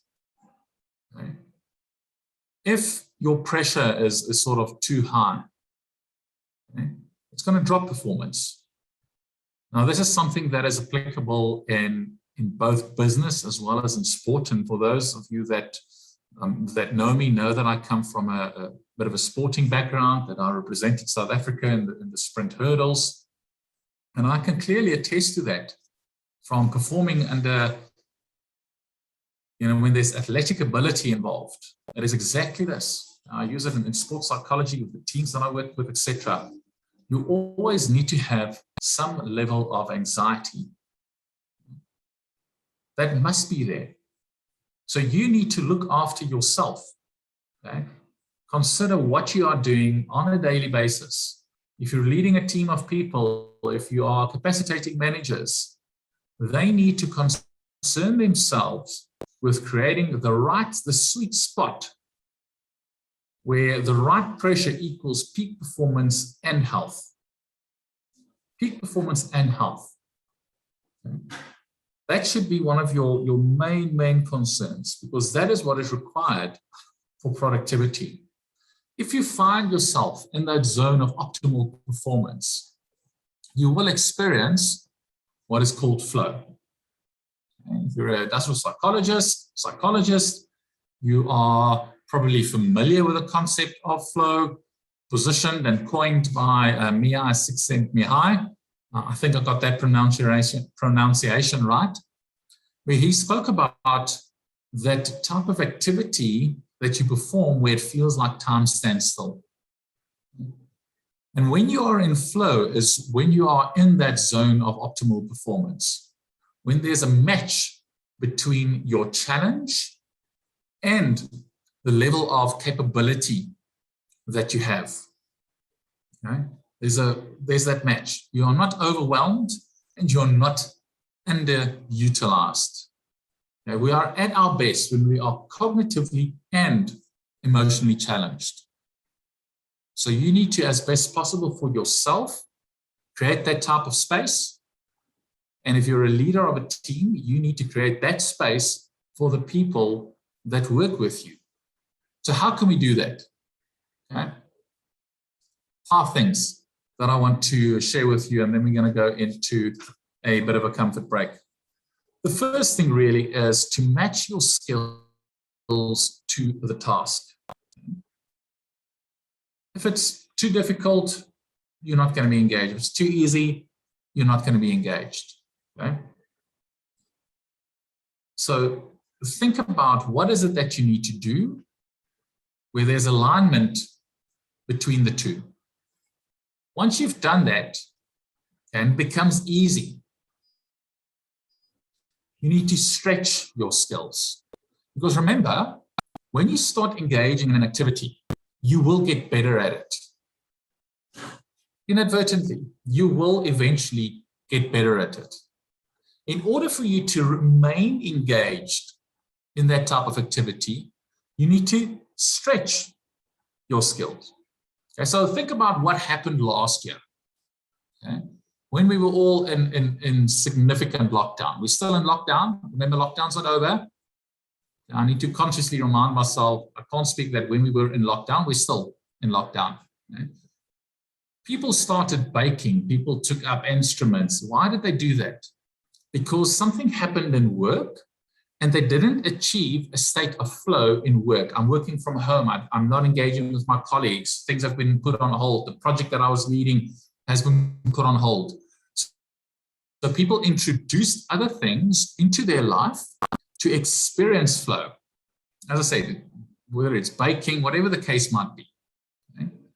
They introduced other things. So our responsibility as HR professionals is to intentionally create a system where, first of all, as an individual, you take ownership of the concept of flow for yourself, but that the system, which is that interconnected ecosystem between manager, job, aspiration, output requirements, are constantly playing into the space of flow. Okay? So start stretching your skills. Once you are comfortable with something, you need to add a little bit of complexity, and some things takes a little bit longer, to get there. Add a goal, have a clear goal. That is why people started introducing things last year, because there was just so much uncertainty in the world of work. When am I going back? When is this happening? And we're still facing that uncertainty. So people didn't have that clarity in their work. So they introduced that into the hobby that they took up. Okay, look, I want to, in the next 6 weeks, I want to do X, Y, and Z. That stimulates the concept of flow. So it is absolutely critical that in your work environment, you introduce both the purpose, the why, as well as that goal. Then avoid distraction. Now, if you're working from home, that sometimes is a bit of a challenge. Okay? Fortunately, with schools open now, and I've got 2 boys, Chris and Leon, grade 3 and grade 8, there's a little bit less distraction, okay, because they are at school at the moment. If they are here in the afternoon, I need to negotiate. If I need to work on a deep research report, or if I'm preparing for a presentation, putting these slides together that I'm sharing with you today. So create a space where you can focus on the task at hand without distractions. Okay? Absolutely critical for you to be very intentional on that. Whilst you need to have the goal, the end in mind, that should not be the thing that drives your behavior. Be mindful and be present in the process. Okay? If you are devoid of distractions, it will be a lot easier for you to be in that process. Okay? The process will ultimately get you to that end state. Getting an interesting question here from Bradley. Is the flow theory used in designing video games and gamification? So again, I can just give you my opinion here. Okay, absolutely. Okay, that is why you get hooked on that. Any type of activity that sort of hooks you, behind that sits the whole concept of user experience design. And what sits behind user experience design is the concept of flow and engagement. Okay? Think about gamification as well. Think about video game design. You progress through levels. You want to get that so you can get that level, so you can get this skin or that weapon or whatever the case might be. So if you actually look at this here, all of the concept of flow actually sits within the design of video games. That is why gamification of behavior has, is such a theme these days, because through gamification, you alter behavior. Okay? That is, you alter behavior, but you also get to increase the concept of flow. So 5 things. This is for you as an individual. It is for the system and organization that you are potentially the custodian of, in order for them and for people to experience the concept of flow. Okay. First of all, start with a matching of skills. If something is too difficult, you're going to get too disheartened. Once you have mastered it, start stretching the skills. It's like me, I want to build Lego. Okay. So I might have started building Lego 3 to 5 year old, a little thingy. Okay. Now I'm on the technique system. Okay. I've just recently finished the Land Rover Defender, 4,500 pieces. Okay? Took a hell of a long time to do that. But I had to stretch my skills because I'm not going to get bored with something else. Okay? The goal was to finish that. There was no distractions.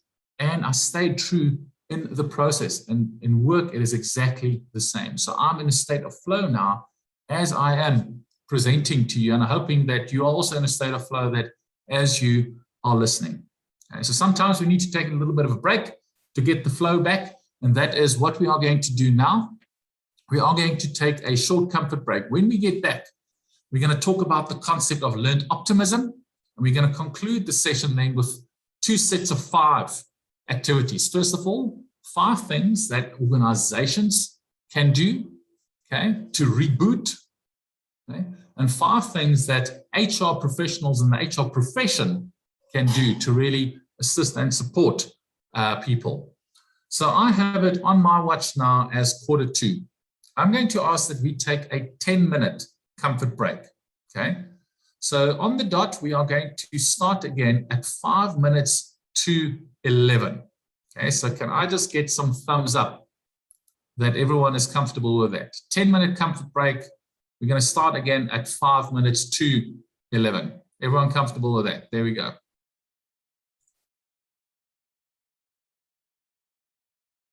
Great stuff. Thanks, everyone. See you in 10 minutes.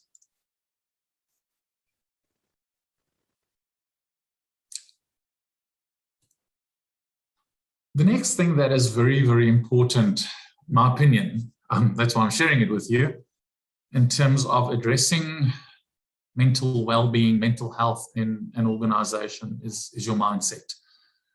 And if you're familiar with the works of Martin Seligman, I mean, arguably the father of positive psychology, he differentiates between two concepts, learned optimism versus learned helplessness.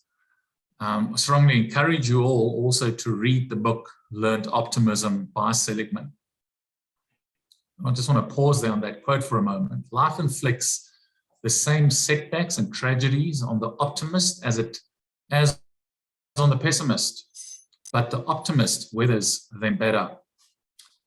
So just think about yourself, think about your colleagues, family members, friends, people that you know. We all went through the same the last year and a bit, okay? We all suffered loss. Some people pivoted out of that. Some people came out stronger on the other side. Some people introduced healthy daily habits. Some people defaulted to unhealthy daily habits. And to a large extent, in my view, that had to do with how you see the world and how you explain things that happens to you. Now, there's a lot of research that's been done by Seligman and many people after him on the benefits of optimism. I mean, it's about just your mindset now. So if I'm talking about mindset, I mean, that glass there then is half full. That glass is not half empty. That glass is half full. That is the optimistic mindset. People with an optimistic mindset, they've got a longer longevity. They recover quickly from illnesses, from sickness. They are definitely better performers. They are higher in motivation. They have longer career success. And quite an extensive case study that Seligman shares in the book Learned Optimism is the work that he did at MetLife, where he actually introduced the concept of the Optimism Test to sales staff. Now at MetLife, it's people that does telesales to sell insurance products. And he could start it after running that Optimism Test for a while. He could start to predict which people will be successful or not.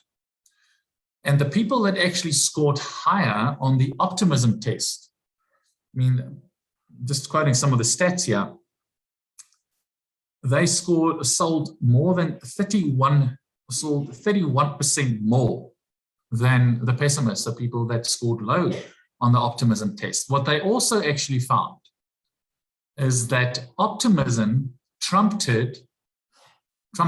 aptitude. So people that scored poorly, or that scored well on aptitude assessments, so that is your traditional psychometric assessments, ability assessments, but that scored low on optimism didn't perform well.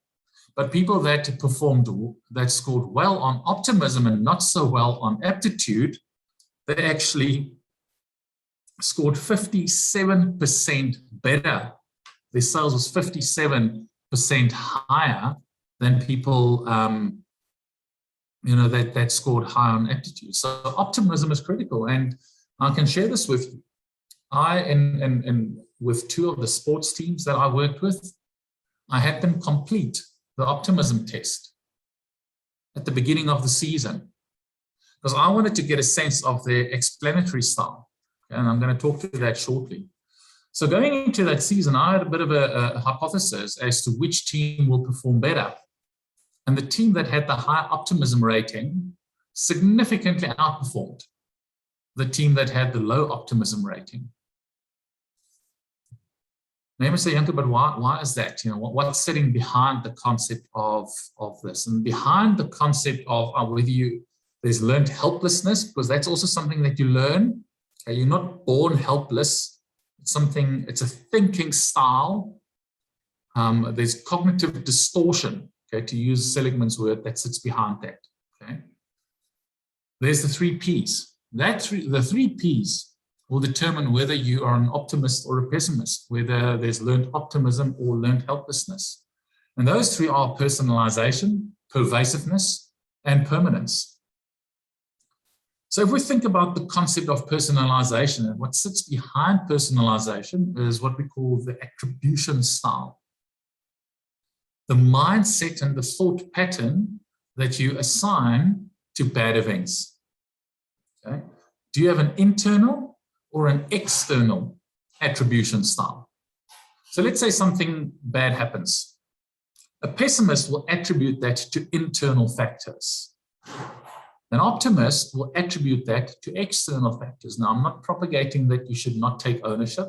That's a different conversation. There's a balance between the two. Okay. But an optimist is someone that something will happen and they will say, well, it's because X, Y, and Z. Okay. Other people will make, then the second P is pervasiveness. Okay, so pervasiveness, again, talks about, is this now, is it isolated to this time period, to this event, or is this me, is this my identity? Pessimists makes a bad event, a poor result, pervasive. This is who I am, okay? I did a terrible job. I will never be hired, ever. I'm bad at math. I will never understand that. I don't have good rhythm. I will never, ever be able to be a good dancer. Okay? You see how they make it pervasive. They take it into ad infinitum. And they personalize it. They make it about them and their identity. And they make it permanent. I will always be. I will never be able to do that. If those are the seeds, the thoughts and the words that you keep feeding yourself, that's going to be your belief system. Okay?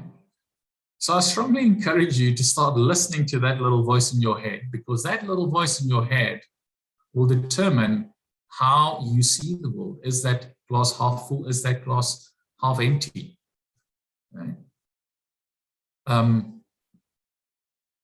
How do we address that? That's the ABC technique. Okay, so how can you become more optimistic? You think about the adverse event that actually happened. Okay, so let's say you had a fallout with a friend. Okay, there was some conflict at work. Okay. The belief system will give you an idea of your attribution style. So adversity is the event. Belief system will lead to the consequences. So the belief system will then, you could say, oh, you know, I can't work with that person. Never. I can't, just can't do it. Or I'm just such a bad friend. Awful friend, will always be like that. Can never get this right. You can hear the belief system, that pervasiveness, that permanence. Then you need to go and think about, but what is the consequence of that belief system? It might be that you avoid that person at work. Okay? It might be that if there's a meeting where you need to attend with them, you're anxious before that because there's unfinished business. It might be that you're no longer friends. You don't want to make peace with them. Nothing good comes from being a pessimist. Like literally nothing good comes from that. So I strongly encourage you. This is a little bit of homework. On a piece of paper, you can type it out. And hopefully after this session, you haven't planned significantly mentally taxing work. But just go and sit and reflect a bit. Grab your coffee that you made. Mine is getting cold because I'm talking and not having a sip, so allow me that. How do you feel about the COVID pandemic? Truly, Okay? Go and sit and write. Think about what the adverse events, home, work, life, general. What is your belief system? Okay? Is it that, we'll never be like that. I won't ever be able to do that again. Okay? Think about that. What is the consequence of that? If we don't challenge our thinking now because of this global pandemic, I am concerned that we are fostering learned helplessness. If we are not intentional about being aware of our mindset, the way that we see things, the pervasive nature, that attribution style, we are creating pessimists. What we are experiencing now, is it lacquer? No. Is it unpleasant? Absolutely. Did we all suffer loss? Absolutely. If you've got kids, you suffered your own personal loss and you suffered loss through your children. I mean, one of the worst days of my life was when President Cyril Ramaphosa, I think it was 23rd of March last year, when he sort of introduced lockdown. Why I'm saying that is my eldest was in grade 7. They had a very good first rugby team.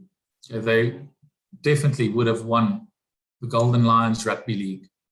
First time in the school's history, they arranged a tour down to the coast to test them against other schools. It was Sunday evening. We were due to leave Monday morning, 5 a.m. on this tour. Okay, we didn't go. Okay, significant loss. Didn't get to play first team rugby. Okay, and we had to deal with that. But we could have the conversation that, is it nice? Is it like a no? Let's suffer together. But let's understand that in the bigger picture of life, it's a little drop in the ocean. And because we are intentionally in our household and in human interest as a firm, having those conversations around optimism, etc., what are the opportunities, we are now heading into our best year ever. Okay, our best year ever. But we were very intentional with having that. And I found myself in a space last year where I was a pessimist. I had a defeatist mindset. I was like, I can't do this. We can't do this. It's never going to be the same, etc., etc., etc. And it took me about 2 weeks to get through that. And I had to work through a lot of internal emotions with the support of my family, with the support of my colleagues. And then I started embracing it. My mindset changed. I went through this process. What is my belief system? What is the consequence of that belief system? Is that a good or a bad consequence? All the ones that had a negative consequence, I turned around. So I strongly encourage you to go and do that bit of reflection, because we do find ourselves in a space where grit and perseverance is not enough. Okay? Grit and perseverance is we can't just like soldier through this. If you've got a leader like that, have them call me. I'll debate them into the ground. We cannot just soldier through this, because where's the end? Okay? We don't know. We started this journey last year with this high spirit, high energy. We're going to get through this. We started sprinting 100 meters that turned into 100 kilometers that is still not ending. We cannot just soldier through this because we don't know what the end is. If that is the message and if that is the tone from your leaders, they are missing the plot. Okay? Very shortly, I'm going to talk about the concept of bounded optimism, because that is what is needed. That is the tone, that is the narrative. We need to accept that we don't know when this is going to end. We cannot sprint all the time. It is not possible. Okay? Yes, we want to be in that zone of optimal performance most of the time. Okay? But whilst when we work, we need to be there. But there also has to be that space for relaxation, for banter. Okay? We cannot just soldier through this. People are more isolated than ever. Okay? More isolated. We're not the way I'm connecting with you now is it's not real. This is like virtual reality. We need to think about ways where we can still create that social connection. And as I said before, if you're in South Africa, you do have an opportunity to meet up. Okay? Do that. Do that. Okay? Yes, even though Apiwe said that, look, I've been in this organization, I haven't met the people. Maybe they did something right, Apiwe, but they're also missing the plot. Okay? Because there is room now for you to engage and for you to meet. We cannot just say, oh, this is it. Social connection requires in-person engagement. Okay? Absolutely important. Okay? So that's something that I just wanted to position. It is not just a case of, take that cement pull and harden up. Okay? It's not about that. Because we don't know for how long this is going to be here. Grit and perseverance is not enough. We need to do things a bit different. We need to really reboot the organization. I want to share 5 things with you that you can consider either for yourself, for your organizations, that you can go and advise your leaders on, that if you want me to talk to them, I'm happy to talk to them. First thing really is that administer the antidote to disillusionment. And what is that antidote? It is called bounded optimism. Okay? Not just optimism, okay? But bounded optimism. So a leader's role in where we find ourselves today is to show compassion, to temper hope, okay, with a realistic framework. I'm saying, okay, that's weird. Why do they need to temper hope? They do. That's bounded optimism. Because we don't know when this is going to end. So we need to work with what we have. We cannot say, guys, come December, everything's going to be back to normal. Because we don't know that. If I'm telling my employees that, I'm lying to them. Because I don't know that. But my narrative can be, as we don't know when this is going to end. Okay? There's great opportunity in reorganizing our business, in bringing in more people-centric approaches. Okay? Let's focus on that. So we need to instill a sense of hope. This is also called the Stockdale Paradox. Okay? It's based on the US Navy Vice Admiral James Stockdale when he was a prisoner in Vietnam. Okay? So his challenge was to communicate to his prisoners a sense of hope in a very difficult situation. I'm captured here. Okay? And he said that, look, people that said that, look, we're going to be home by Christmas, it was much more difficult for them to deal with the situation because that wasn't a certainty. Okay?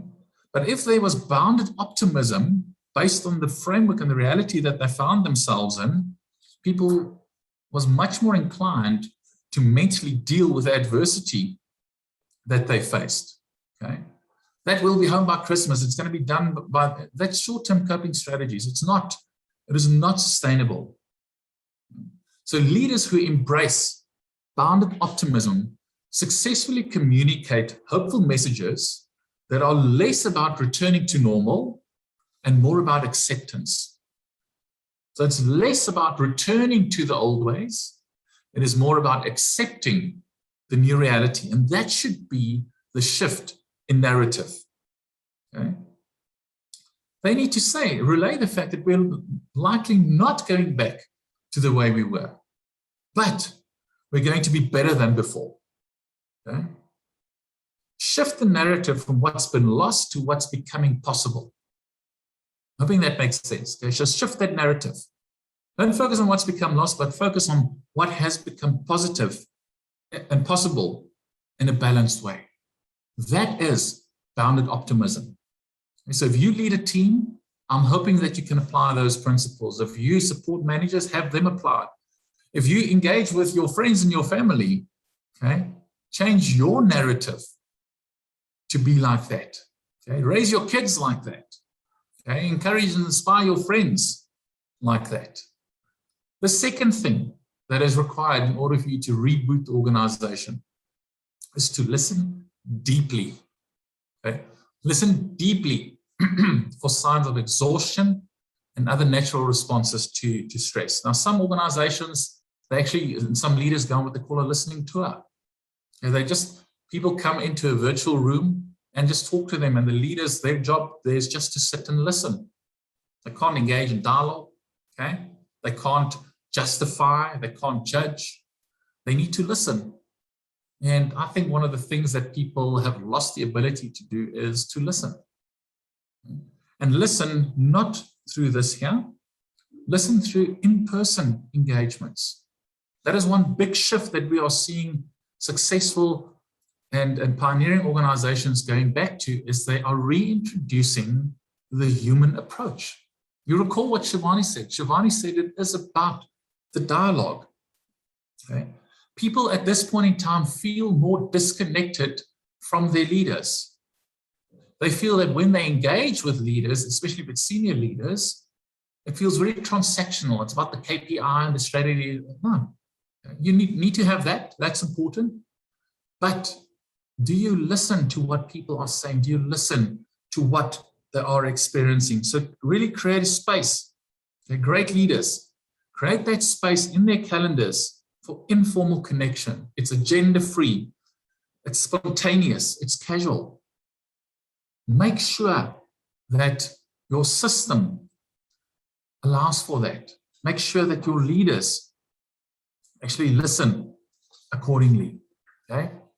The third thing, I already touched on this.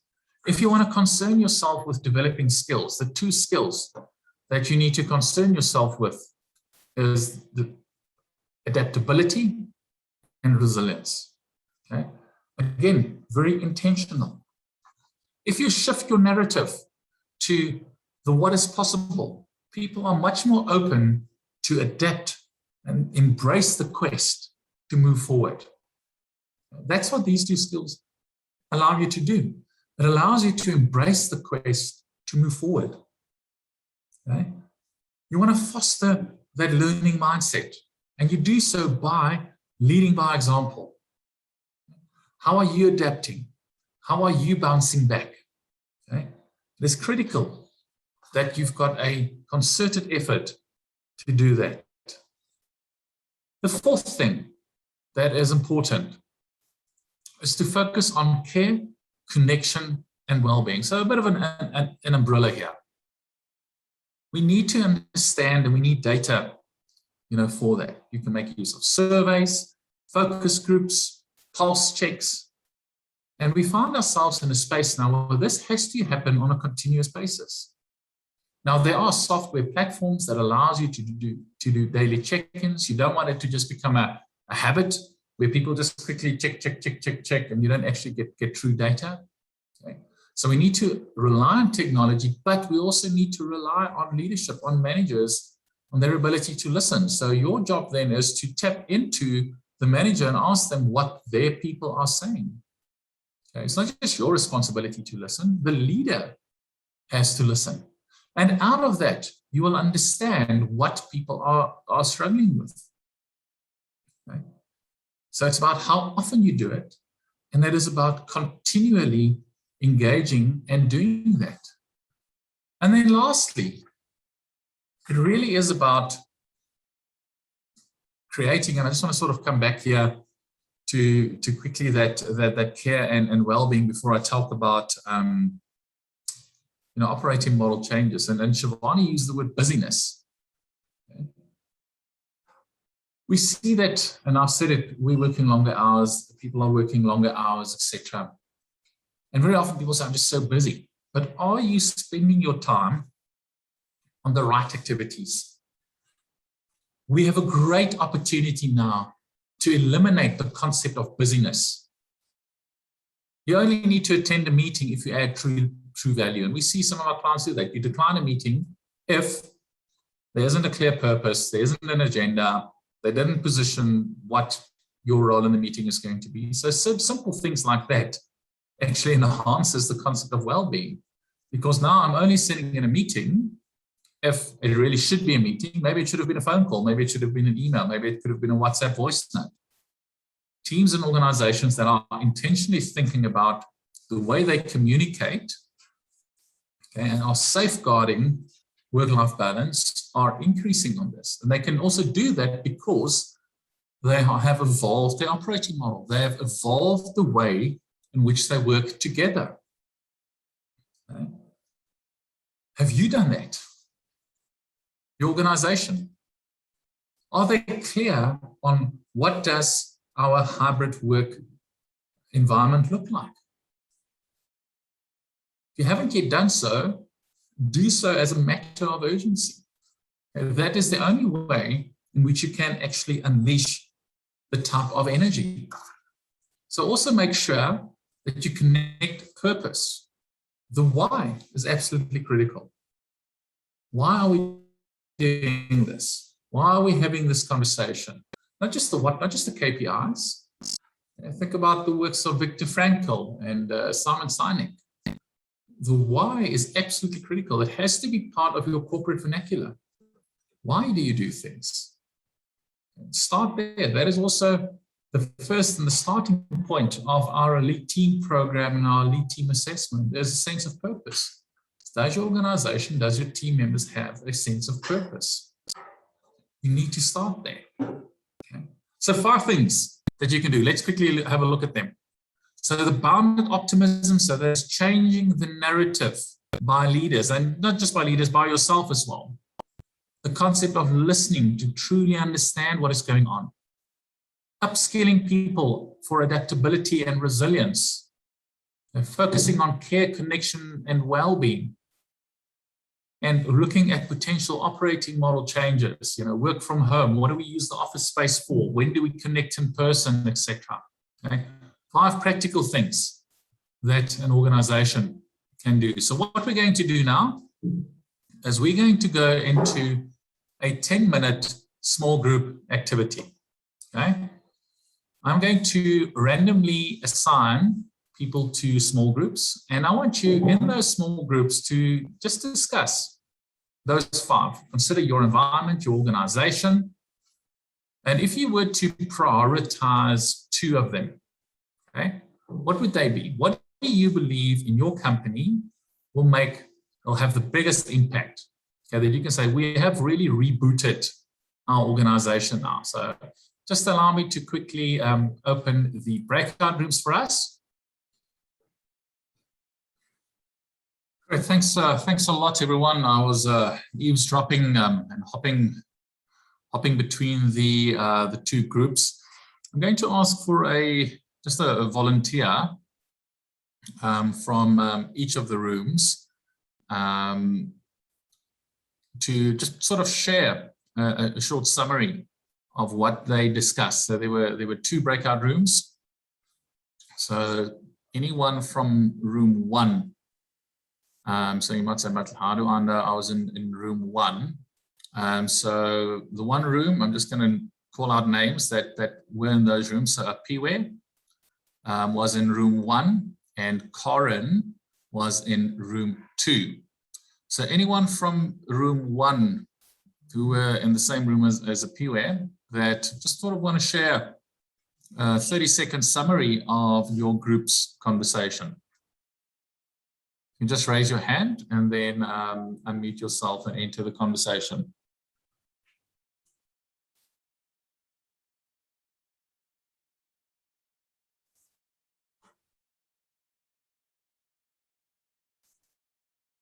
I'm going to call on someone else then, or I'm going to call someone then.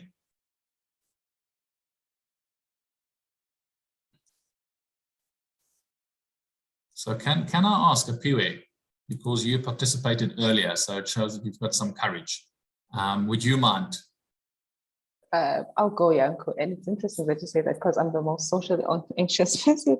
I think, Yanko, in our group, it was the second one. So listening deeply. I know Jerome also said that in the organization that he used to work to reboot their organization. I think mine as well. It's just listening deeply for signs of exhaustion and other natural responses to stress. Because what happens is that when people are exhausted or stressed out, those things manifest in a lot of like counterproductive work behaviors. It's not just, I'm not going to work, I'm not going to be productive, but there's a lot of things that at the end of the day actually cost the company. So if the company has a renewed focus on that, not only are you listening to your employees and them making them feel like they're heard, but also looking at the broader scope of things or the bigger picture, you are sort of playing into the sustainability of the business. And then another thing was the bounded optimism. That's something that we spoke about as well, in the sense that it's really hard sometimes in hard times to have that sense of optimism. I know Jerome shared something about them taking assessments just to see where they are as a team, and also to counter that pessimism in their organization. Don't know if anyone from the group would like to add. Yeah, I don't mind just jumping in there. Thanks so much, Piwe. I think you summed it up quite well. But yeah, maybe just to touch on those two aspects in terms of like listening deeply. I'm sort of in a transitional phase between two organizations. So when I finished my internship last year with the organization, I did find that things started to become quite transactional in the setting, because obviously the organization is trying to, keep afloat in this very difficult and turbulent time. And so, those touching base with staff members could at times become quite transactional rather than truly finding out and listening deeply. So like that was one of the reasons we had spoken about it. You're trying to manage organizational expectations and get people to, deliver in a time where it's really tricky. So, and then sort of how I touched on the bounded optimism, I've sort of moved into a smaller startup organization, and we had started with assessments to like a personality assessment just to see where everyone is sitting in the team. And it came out that the team is quite strong on pessimism. So it's now just trying to, really, myself included, is trying to find a good balance on bounded optimism. So a lot of what you touched on today really sort of resonates with, trying to see, well, what is the best approach and how can we look forward without getting stuck in the negative. So yeah, but I think Apiwe really spoke about it quite well. Great stuff. Thanks, Apiwe. Thanks, Jerome, and also thanks to the rest of your group members for the stimulating conversation. I would like to invite someone from the other room. So that was the room where Corin and who else was in that room? I think Bradley I also saw there. Anyone there want to or willing to? Otherwise, I'm also just going to point someone out. Okay, I'll go firstly, and hopefully other members will add. What I don't want to do is actually add all of this into one of the 5 approaches, because it will sort of limit the discussion. It would be nice though to have a discussion around what I will provide now. What I found from a quick analysis is that there's a lot of mistrust in all the teams that were mentioned at work. And there's sort of a disconnect. There's no social cohesion amongst co-workers. There's an issue of managers experiencing burnout because it's a chase for KPI, and there's no human element in working. So there's a lot of suffering in that sense that leads probably to burnout. I also picked up that there's a lot of mistrust as well that leads to organizational politics. So yeah, that's it. That's all I can remember for now. I'm sure other members can assist further. Thanks, Brad. I've shifted through to the next slide. Just basically almost aligns to what you said. Let's move back to human. I think it's also a theme that sort of came through from Jerome. Anything else that anyone else want to add over and above to what Bradley has mentioned? All in alignment. Okay, great. So I want to close out the session here in the next 10 odd minutes for us, just by talking a little bit about, as HR professionals, where do we need to move to? Okay, and then we need to move back to the concept of human. Okay? think for very long, the focus has really been on that sort of cost efficiencies, cost saving, optimizing your labor cost, adopting technology. That was the focus. And that's where we concerned a lot of our time. It was around platforms, etc., etc., etc. We need to shift back to human. It's almost like going back to basics, okay, where it is about that shift to employee-centric policies, really focusing on the person. And there's 4 things that I want to leave you with. The first one is to engage more directly and deeply with employees. And this is not just HR. Okay, so if I say HR now, I'm talking about the system that you need to create. So you need to create and concern yourself with a system where people engage more directly and deeply with each other. Manager to subordinate, okay, and colleague to colleague. And the way that you do that is you don't do that through a Zoom call. You think about creating space where people can do so in person. Okay. We see a significant shift to that. Why? Because people have been deprived of that for close to 18 months now. And that is what we need for social connection. Okay. Remember, the way that we communicate now, that it's not synchronous communication. I'm not going to dive into the neuroscience behind it. We can have another conversation around that. And we need to create and move back to a space and a platform where people can connect with each other in person. Okay.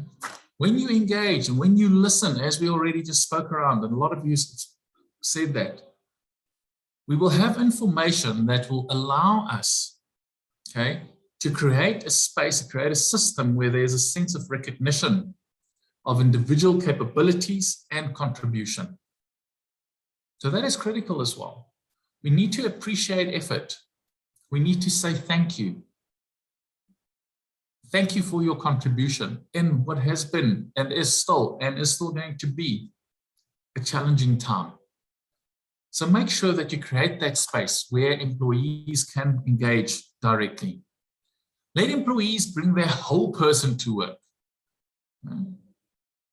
We need to treat our staff, our team, as a workforce of one.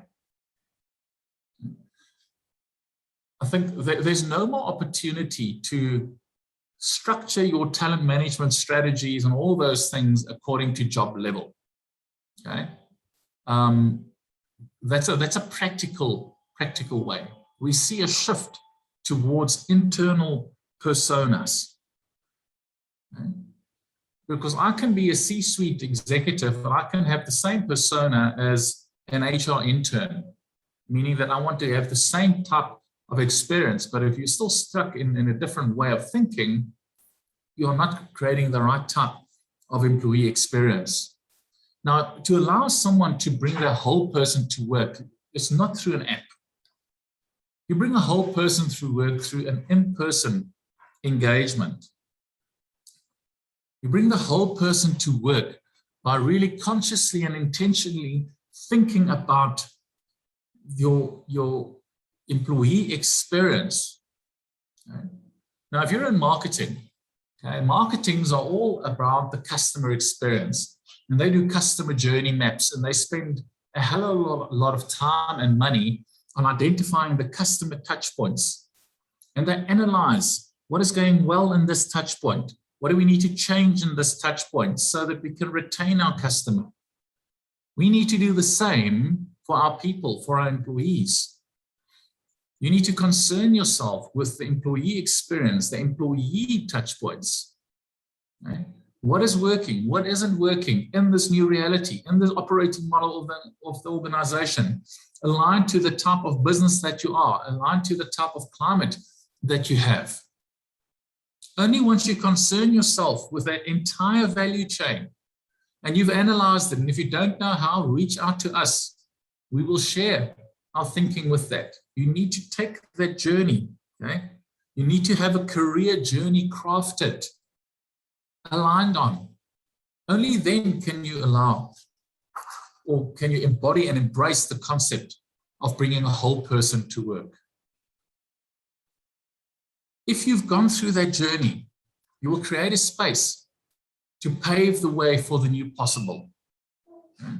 If you're very intentional around creating decision-making structures, very intentional around operating model changes, very intentional around introducing agile approaches and methodologies, then you are embracing the new possible. Then people are buying into that quest, for moving forward. So a big shift should be your own mindset, okay? That's actually the fifth thing, but it should maybe come first. HR as a role model, I'll talk to that shortly. Okay? What does this look like? Embody the behavior, embody the practices.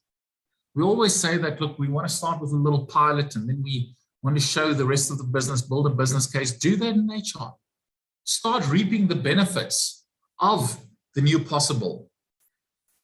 We see organizations are moving from distributed control with centralized coordination. Okay? So it's distributed control with centralized coordination. Okay? So think about your operating models. Everyone, my opinion, everyone can be a leader. We need to create a space where people can do that. Fourthly, act as those human capitalists. Expand the view of talent. Now, what do I mean by that? Don't just think about what you have inside the organization. Think about what you have outside.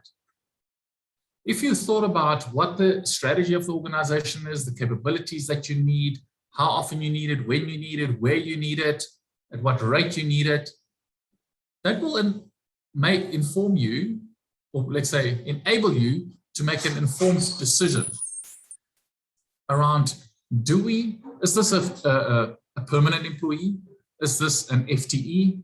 Is this something that I can crowdsource?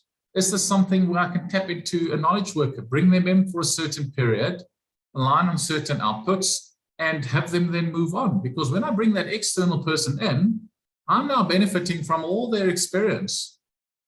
Okay?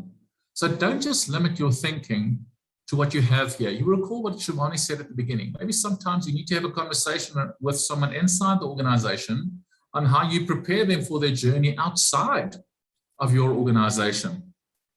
So really think about how you can tap into that external talent beyond your organization.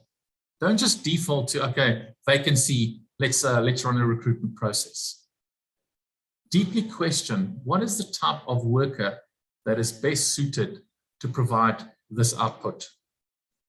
And then act, organize for the future. Use HR as the role model from a resilience perspective, from an adaptability perspective, from an operating model perspective, from a delegated decision-making perspective, from introducing agile as a perspective, from articulating ways of working, from communication etiquettes, from meeting etiquettes. Apply those things, because that will allow you to be the business case that others can look up to. So 5 things I'm just conscious of our time that, in my opinion, will really shift the needle from an HR perspective. Firstly, let's just look again. Really engage with people. Create a system where managers and colleagues on an in-person perspective, inside or outside of the office, can have that social connection. Allow people to bring their whole person to work. Create an employee touch wheel. Okay, that's what you call it. You call it it's a customer touch wheel or an employee touch wheel. You list all the points. What is working? Take that journey. Craft that whole person experience. Embrace the new possible. Okay, that is the bounded optimism. Bring that into the organization.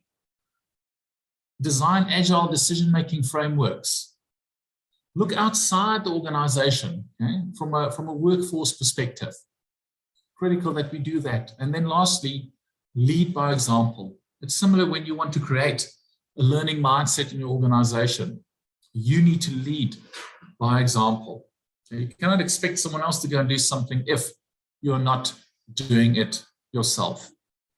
So I want to conclude there for us, to run through sort of what we discussed. We had a great conversation with Shivani Govender, Executive People and Culture at LegalWise, and Lisa at the beginning. We had a look at the framework for wellness.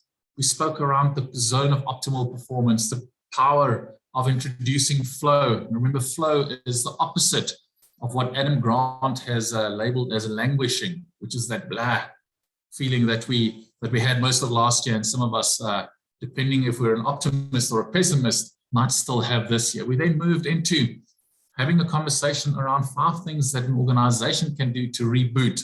And we sort of closed out here on 5 things that HR and HR professionals can do to really shift the needle with regards to wellness in the organization.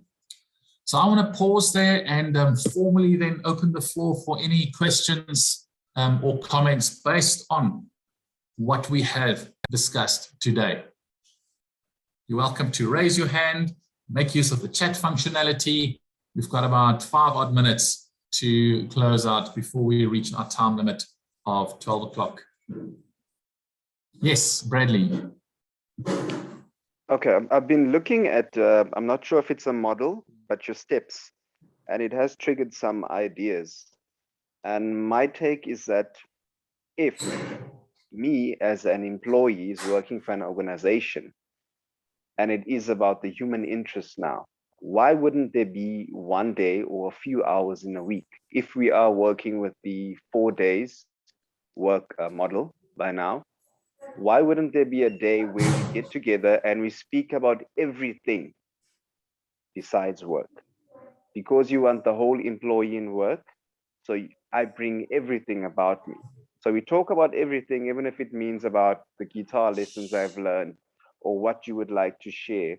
You choose whether you want to spend that time with your family or you want to spend it with colleagues at work. How would that work? So I just want to make sure, Bradley, are you saying how would it work? How would we bring it in? Or why don't we do it? Would it be a good idea? Would it not stimulate? Absolutely. Look, I'm not saying that necessarily it's okay. It has to be a day, a month where you just connect. Okay. I think there are, because most organizations will probably say, no, we don't have a day a month. Okay. But I think there's ways in which you can work a little bit smartly to use existing platforms to currently foster that social connection. Practical example. So we as a firm, the entire business, we get together Monday mornings. Okay. We starting with the business conversations at 9. But 8:30, the meeting is open. And the expectation is that from 8:30 to 9, you talk nonsense. Okay. How's the weekend? How's that going? What are you looking forward to? Et cetera, et cetera. Okay. So we use the top and the tail of our meetings, of existing platforms, to bring in those social connections. So that is one thing. Then every single manager must have weekly check-ins with their people. Okay? Managers will very often say, I don't have time. Now, if you're a manager of people and you're not talking to your people, you're not doing what you paid for. Because remember, a manager is someone that gets results through others. They're not someone that does the job themselves. Okay? So as a manager, you need to talk to people. So my suggestion is, instead of saying, hey, dear Mr. CEO, I suggest we do a day a month, say, look, can we make potentially our management meetings, can we start them 30 minutes earlier? People are welcome to join if they want, if not, but this is what we want to do. We just want to socially connect, but then we get to business at 9 o'clock. Because what sometimes happens, the meeting starts at 9 and now people want to have the social connection, but you need to have the conversation around the project or the deadline, etc. And then people feel deprived. So very intentionally then introduce using the top and tail of meetings for creating those social connections. And then think about if this, for instance, we need to have a workshop, it's 10 people, it's going to be 4 hours. Okay? Maybe then you say, but look, if that is the parameters, then we engage in person. Okay, I hope that answers your question and give you some some ideas on how to proceed with that. Yeah, brilliant. Thanks a lot. Super. So if there's nothing else now, sometimes this is like a good coffee. It has to percolate a bit. You all have got my contact details. Connect with me on LinkedIn. Connect with Human Interest on LinkedIn. This is our third masterclass. We will be sharing more information about upcoming events for the month of September via our newsfeed on LinkedIn. Please do reach out. I thank you for your time. This was a 3-hour time investment for yourself, but also I trust and I hope, for the benefit of the teams that you support, organizations and teams that you lead, and the organizations that you work with. So from our side at Human Interest, thank you very much for joining us. You're most welcome to give us a bit of a shout out on LinkedIn if you feel so. But thank you for your time, for investing it, and I wish you best of luck as we continue embracing what is possible in this new reality. Thanks, everyone.